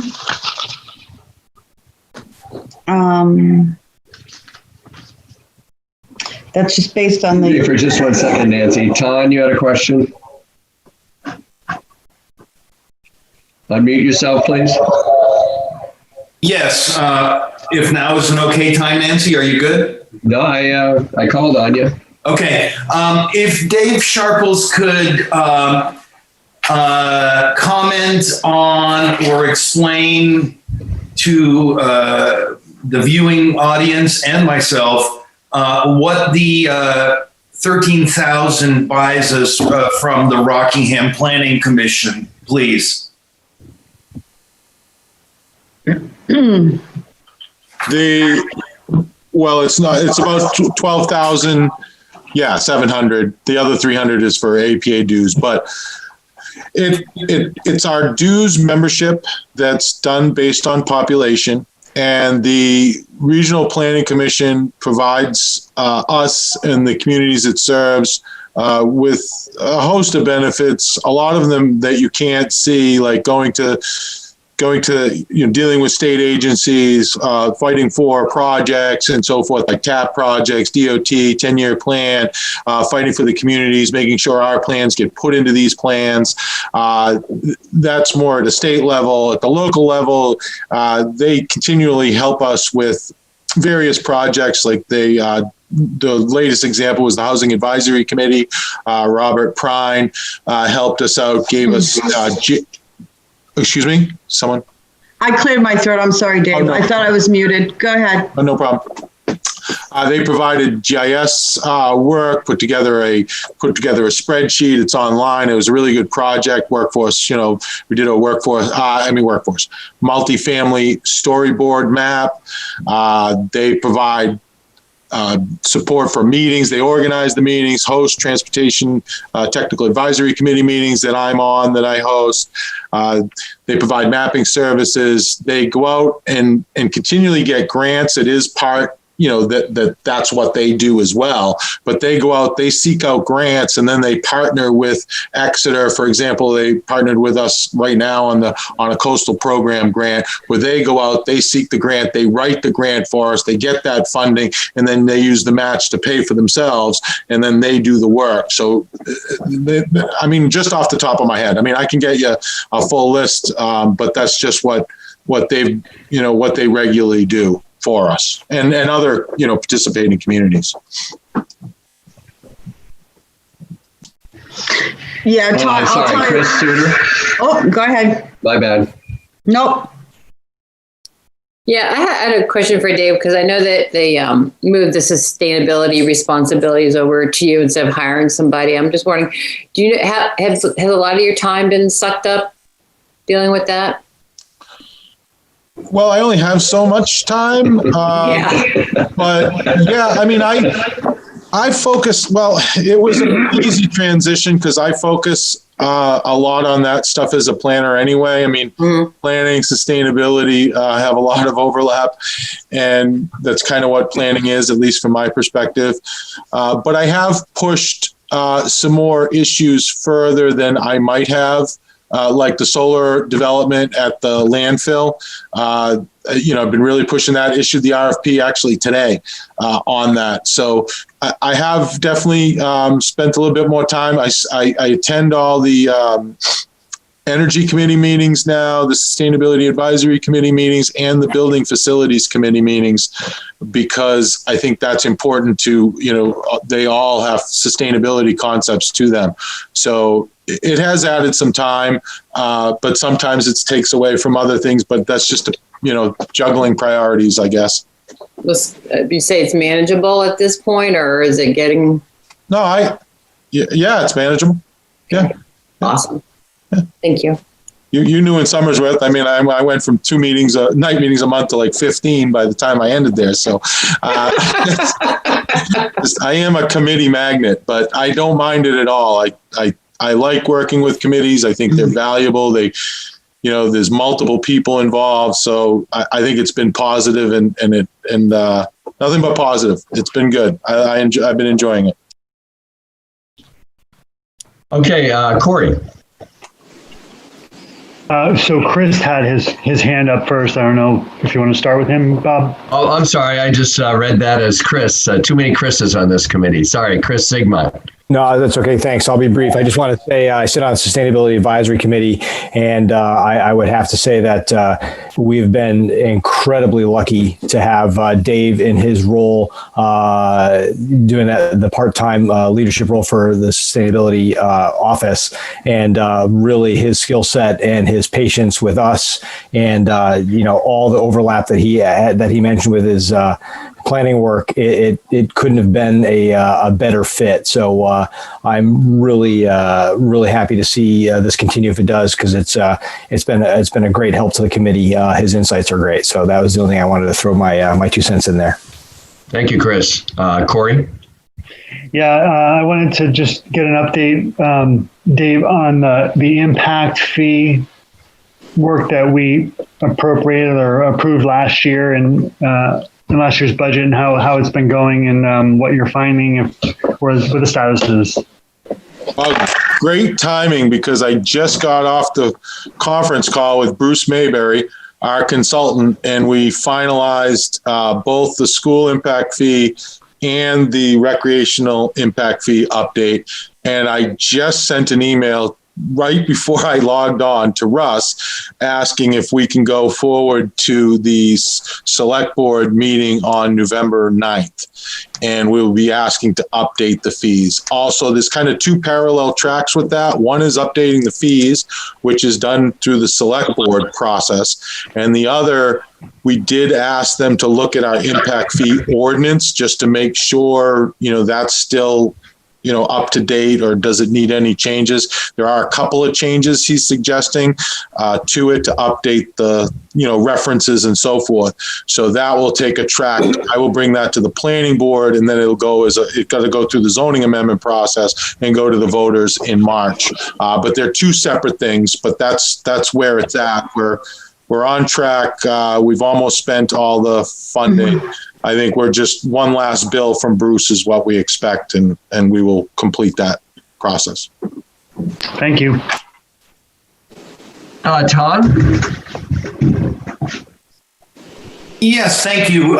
So question for Dave Sharple then, and just it's regarding that sustainability business. And I missed last year's big meeting, the general government meeting, so I was not part of that whole discussion then about establishing a position for sustainability.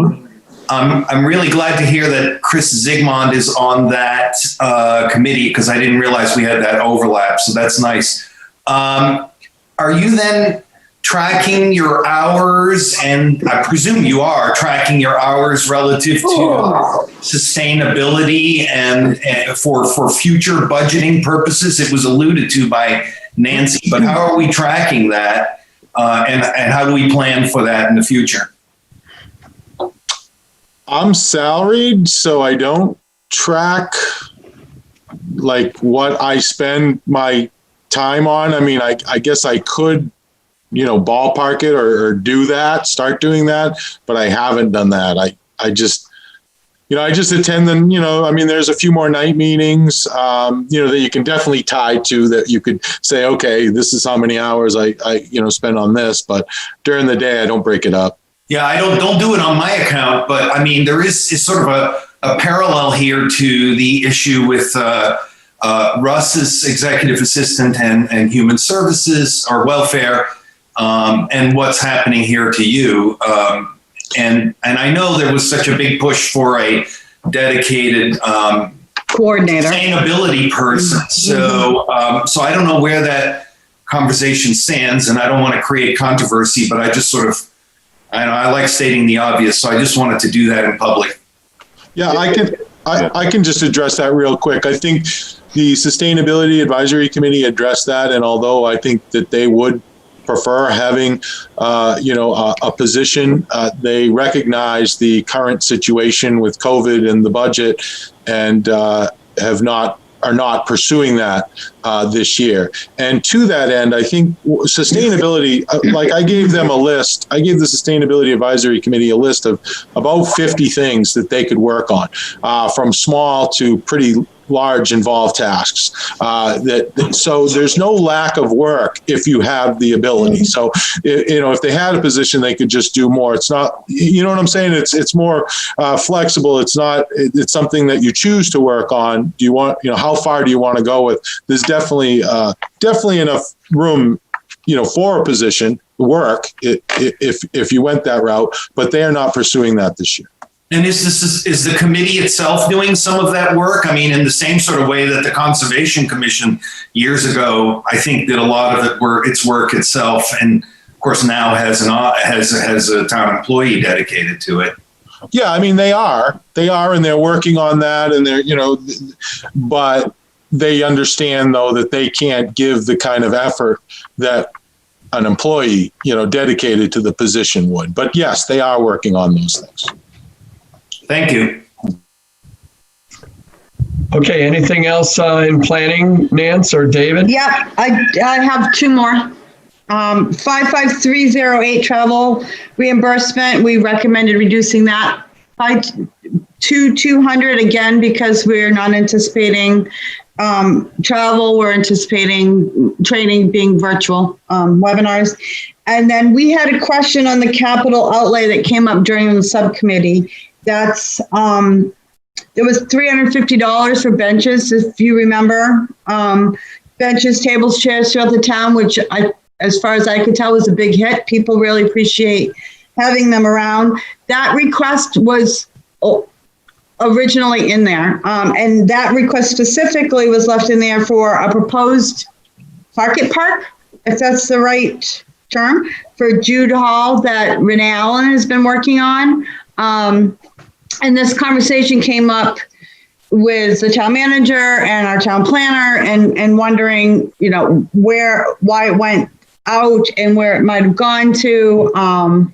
So we really never got an answer on what we might want to do with that. Part of it is that it's being considered in Swayze Parkway, a corner of it, and that it might be funded that way somehow. And just, there's been conversation. There hasn't been an approval of this yet, though Renee Allen has been working diligently, and it's moving forward rather quickly.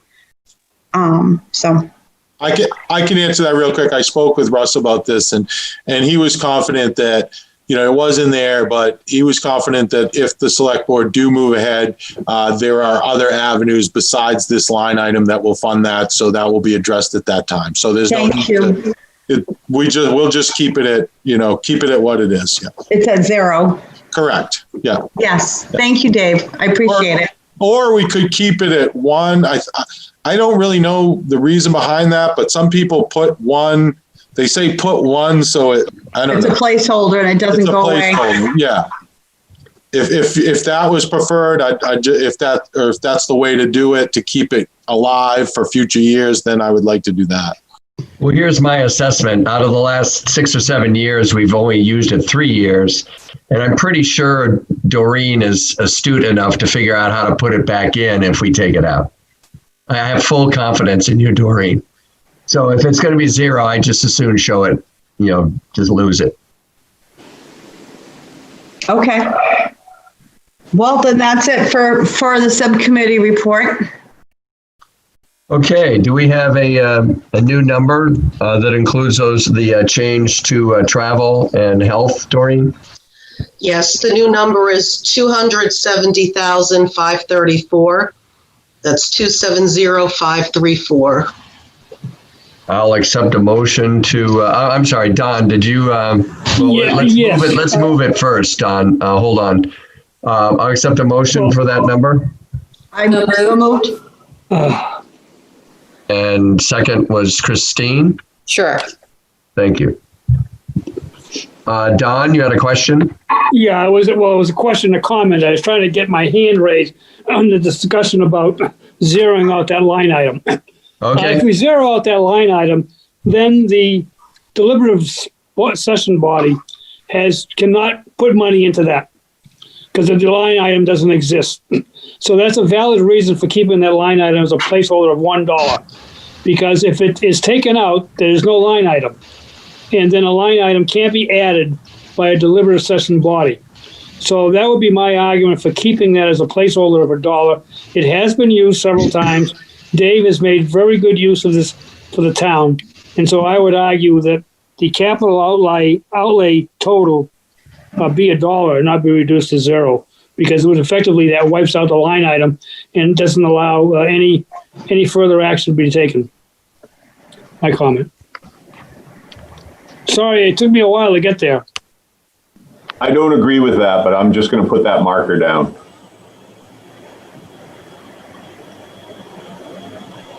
Do Nancy and or Christine have any changes to their motion and second? No. No. Okay. I will vote aye on the motion of approving a planning budget of $270,534. Nancy? Aye. Tom? Sorry, aye. Kathy? Aye. Judy? Aye. Anna? Aye. Kaylee? Aye. Christine? Aye. Chris Sigmund? Aye. Amy? Aye. Corey? Aye. Don? Aye. Thank you, everyone. Mr. Chair, I'm going to have to log out and leave. I know it's about noontime. I have an appointment that I have to get to this afternoon. I will try to come back in later this afternoon, but I will be gone for a little bit. Thank you, Don. Appreciate your help. We'll be talking to you soon. I hope so. Thank you, Don. So you were halfway into planning. The other items are not really long, but trying to keep to a reasonable schedule. We can push through planning another half hour or so and push lunch off, or we can take lunch now. Just by nod of head, would you prefer to knock off now and we'll come back at 1? Is that reasonable? Nobody. So Judy wants. People seem to be ambivalent. I'll keep going. Let's keep going through planning, and then we'll just take a consensus on when we want to come back for lunch. So why don't you proceed ahead, Nancy? Okay, so next is conservation. It's on page 12. And yes, just want to make sure we don't have any, no numbers for health. Okay. So under conservation, 55044 community services, they did not spend this line out as of our meeting. I think it was the 6th, about 10 days ago. But they do anticipate spending at normal level in 2021. One of the events that they did not have was their 5th grade annual tree planting activity because of COVID-19. 55051 Conservation Land Administration. There's been purchases made. They anticipate more extensive trail and bridge overhauls in some locations in 2021. Excuse me. They did have a lot more volunteers this year, which Kristen had mentioned was really great. They got a lot of work done. But as I'm sure we all know, there's plenty of work to be done out there for them. So we did not recommend any changes for that. 55058 contract services. I believe that was the mowing that's been spent actually. 55091 education training. They had already proposed a reduction in training. So we were fine with that. 55224 postage. Kristen felt that the spent to date amount did not reflect the current expenditures. So I don't know if Doreen, you can get an updated number for us if that's a concern. Year to date, there's 5524. Yes, 55224 posted. Yep, still nothing to date. Okay. I don't know. Leave it. Go ahead. Somebody just started. I said leave it. It's 20 bucks. Okay. And then in the CIP, that's on page 8 of the CIP, the Conservation Fund appropriation.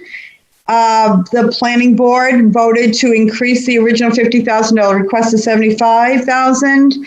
This fund, as of our meeting 10 days ago, had approximately $57,000 in it. So an additional $75,000 appropriation would bring that fund to $132,000, and that was recommended also by the subcommittee. The subcommittee recommended going to 75,000? Yes. We reduced it. We, as a budget recommendation committee, we reduced that last year. But we had a lot of conversation. They have a lot of potential conservation land proposals coming up that are going to take some expenses. They have expenses to bring in more conservation land, appraisals, things like that. So, yeah, we talked about it, and we felt that they needed a little bit of a cushion to be able to continue to do what they do. Okay, well, we will discuss that fully on CIP night. I appreciate weighing in with your opinion on that. Okay, yes. Well, my understanding was we were going to at least bring up our CIP part of which is what you just did. What I just did. So thank you. All right, Corey? And that's it. Just maybe a little bit of homework. Like, can we understand what got spent in the last 12 months of that $132,000 fund? Although it would only be 132 if we approved the 75. What have we been spending it on in the last year? And what was the balance then? And what's the balance right now? So maybe we could get to that on CIP night. I don't need you to necessarily dive into it now, but I'd like to know a little bit more about that. Well, yeah, Kristen, if in November you could just have a very, very brief, bulletized report of what the expenditures have been, and channel that through Nancy, if you would. I can do that. It would be very simple. We've been holding on tight to it because we do have some I'm sorry if there's an echo. I think Doug's computer might be going, but we do have some property owners we've been in discussions with, and we want to make sure we have enough to take a project forward should we need to pay for appraisals and things like that. Okay. So no. I have a quick. I'm sorry. Go ahead, Corey. So no spending is what I think I heard. Correct. Just kind of squirrel it away for now. Yep. Okay. Can I ask a question, Kristen, on the trail work and bridge repair and all that? Does that include? I'm assuming it includes Jolly Rand Trail, but does it include the little side trails that go off into Riverwoods and stuff like that? I know there were some dedicated trails out there to previous Concom members. Do you have responsibility for those? We don't. Riverwoods has their own trail committee, and so they manage the trails around the Riverwoods property. For us, it's just the Jolly Rand proper trail. Now, how about Peter's Trail and Martha's? How about those two trails? No, the Martha's is managed by Southeast Land Trust, Okay. and then Pete's Path is Riverwoods. Excellent. We have we have a Pete's Path, and I think theirs is a Pete's Way. So Pete's Way, right? Is managed by. I've noticed those trails have gotten a lot more use in the last few months, this summer, as people are trying to. I think the town forest has gotten more usage because people are finding that as a great outlet. Obviously, Swayze Parkway is. Practically like exiting a ZZ Top concert at any one time. It's pretty full. So that's good. Yeah, whatever we can do to keep those trails up, that would be great. So, we have no new updates on there's no health numbers, and we haven't changed anything, Nancy? Correct. So I would entertain any further. Corey, do you still have a question? Entertain a motion for the Conservation Commission budget of $10,039. So moved. Second? Second. Suter, second. Who was the second, Christine? Suda, yes. Suda girl. Do we even need a motion? Yes, we do. It's part of the budget. Okay. Well, put it this way, I'm not going to mix and match. I'm just going to call for a vote. I will vote aye on the motion to fund a budget for the Conservation Commission at $10,039. Nancy? Aye. Tom? Aye. Kathy? Aye. Thank you. Judy? Aye. Anna? Aye. Christine? Aye. Amy? Aye. Corey? Aye. And Kaylee? Aye. And Chris? Aye. Thank you. Okay, Okay. Next is the zoning board of adjustments. There's no recommendation to change that. We're on the same page, 12. Unless anyone has any questions. Motion to approve $4,326. So moved. Second. I will vote aye on this motion. Nancy? Aye. Tom? Aye. Kathy? Aye. Judy? Aye. Anna? Aye. Christine? Aye. Amy? Aye. Corey? Aye. Kaylee? Aye. And Chris? Aye. Thank you. Next is Historic District Commission. And there was a $10,000 matching grant fund that kept bouncing between Historic District Commission and the Heritage Commission. That is now planted firmly in the Historic District Commission. And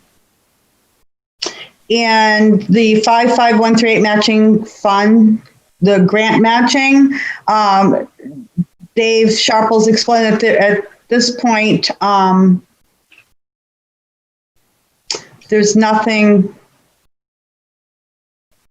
out there. I don't believe, I could be getting that confused at this point in the day, but we recommend the Historic District Commission to remain as proposed at $11,825. So we haven't actually applied for a grant where this money would be needed for grant matching. Is that correct? No, because the timing of this doesn't work with the CLG very well, because right now they just submitted their requests for letters of intent. So those aren't due until next month, where you just send a letter of intent, and then the grant round usually is in January and February. So we never do beforehand. We did see a grant opportunity in the spring. I think up until the spring. So it kind of works out that way. We decided not to this year because of the COVID and part of the 10% reduction. So we didn't spend, or we're not going to spend any of that $10,000 this year. We froze that.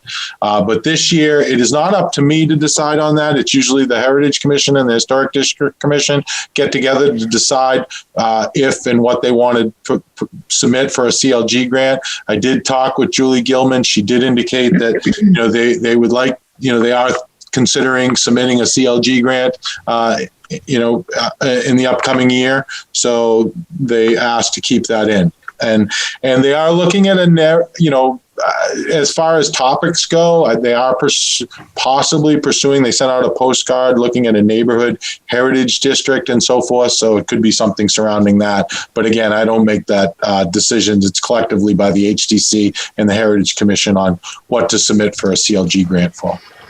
Okay. Did you still have a question, Corey? Yes, thank you. So is this the type of thing, Dave, to refresh my memory, that we kind of have to show that we have matching funds available to, be considered for the grant?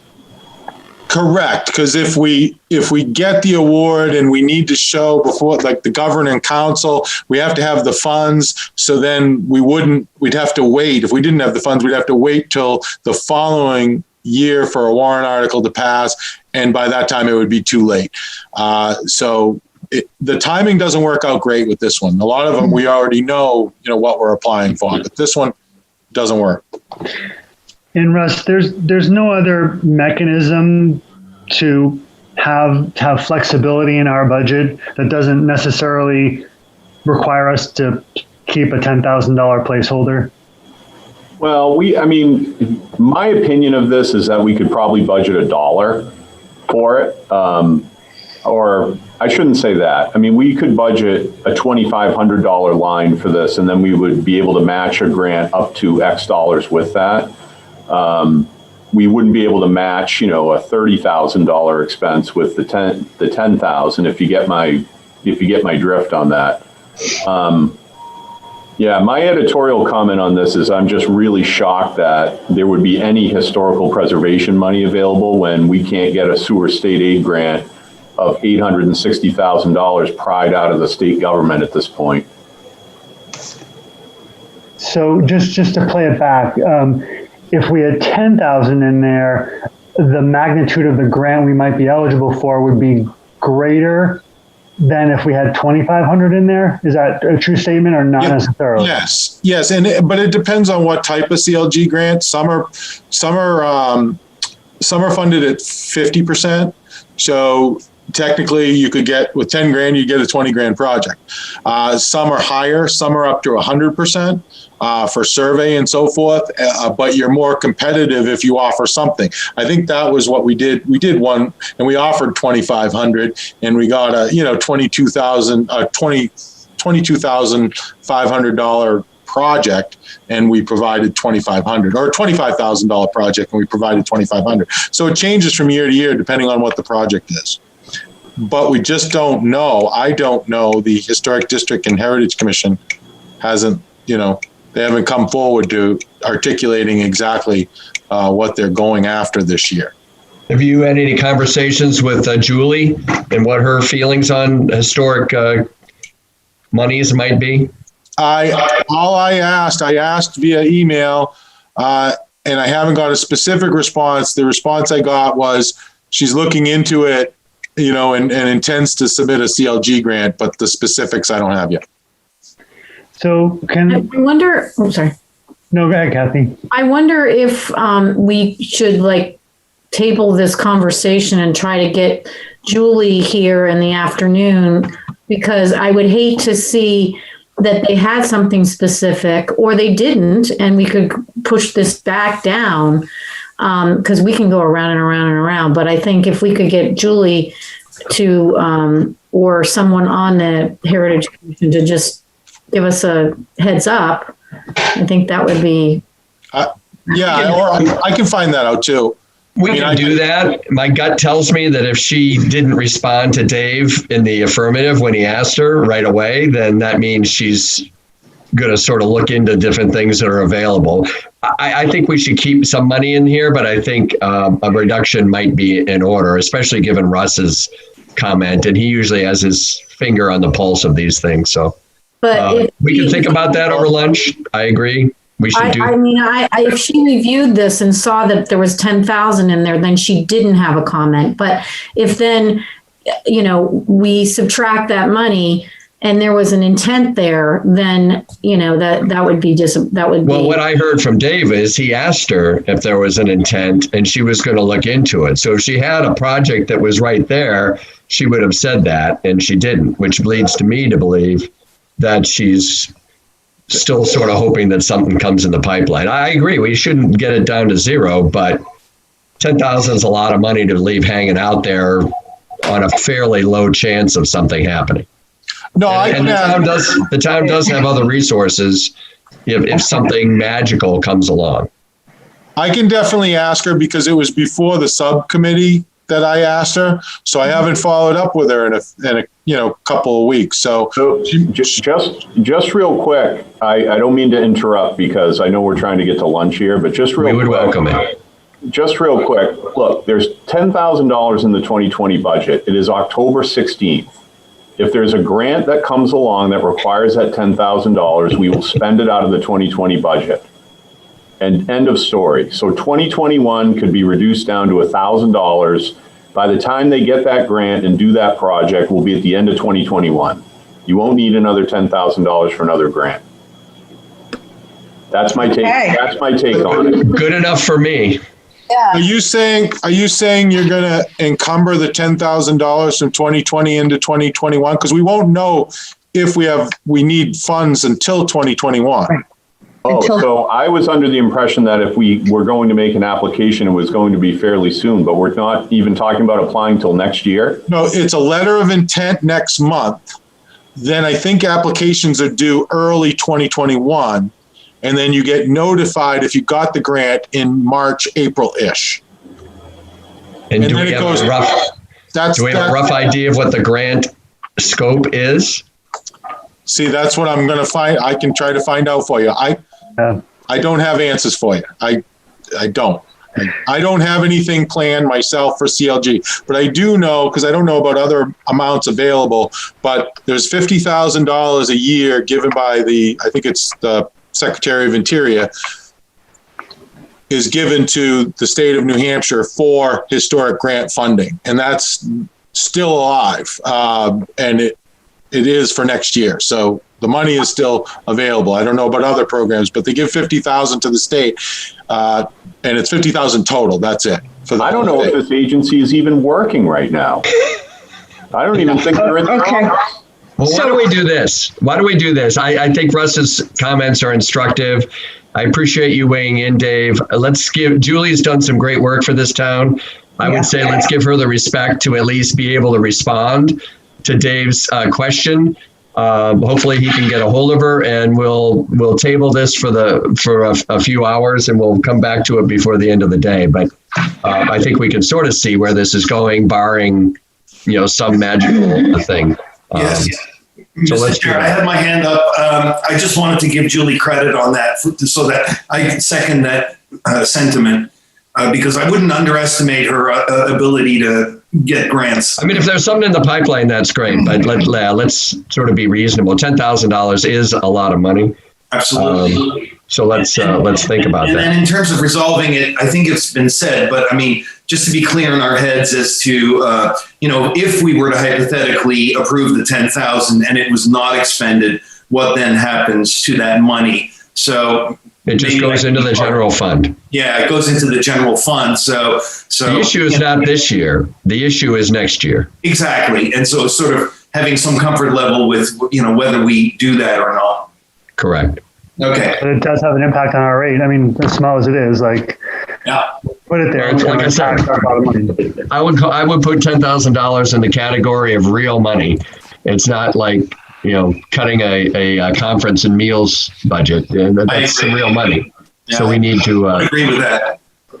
We need to think about that. So Nancy, why don't we move on to what you have next? And we have Heritage left on this part. Heritage, and we're recommending as is.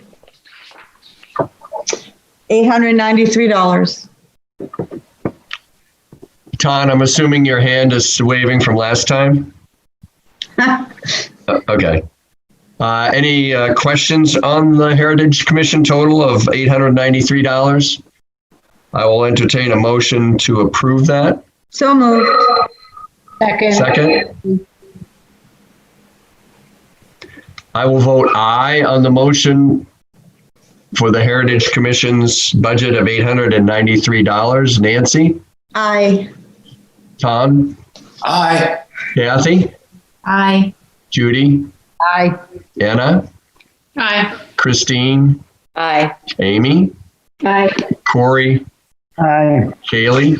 Aye. And Chris? Aye. Thank you.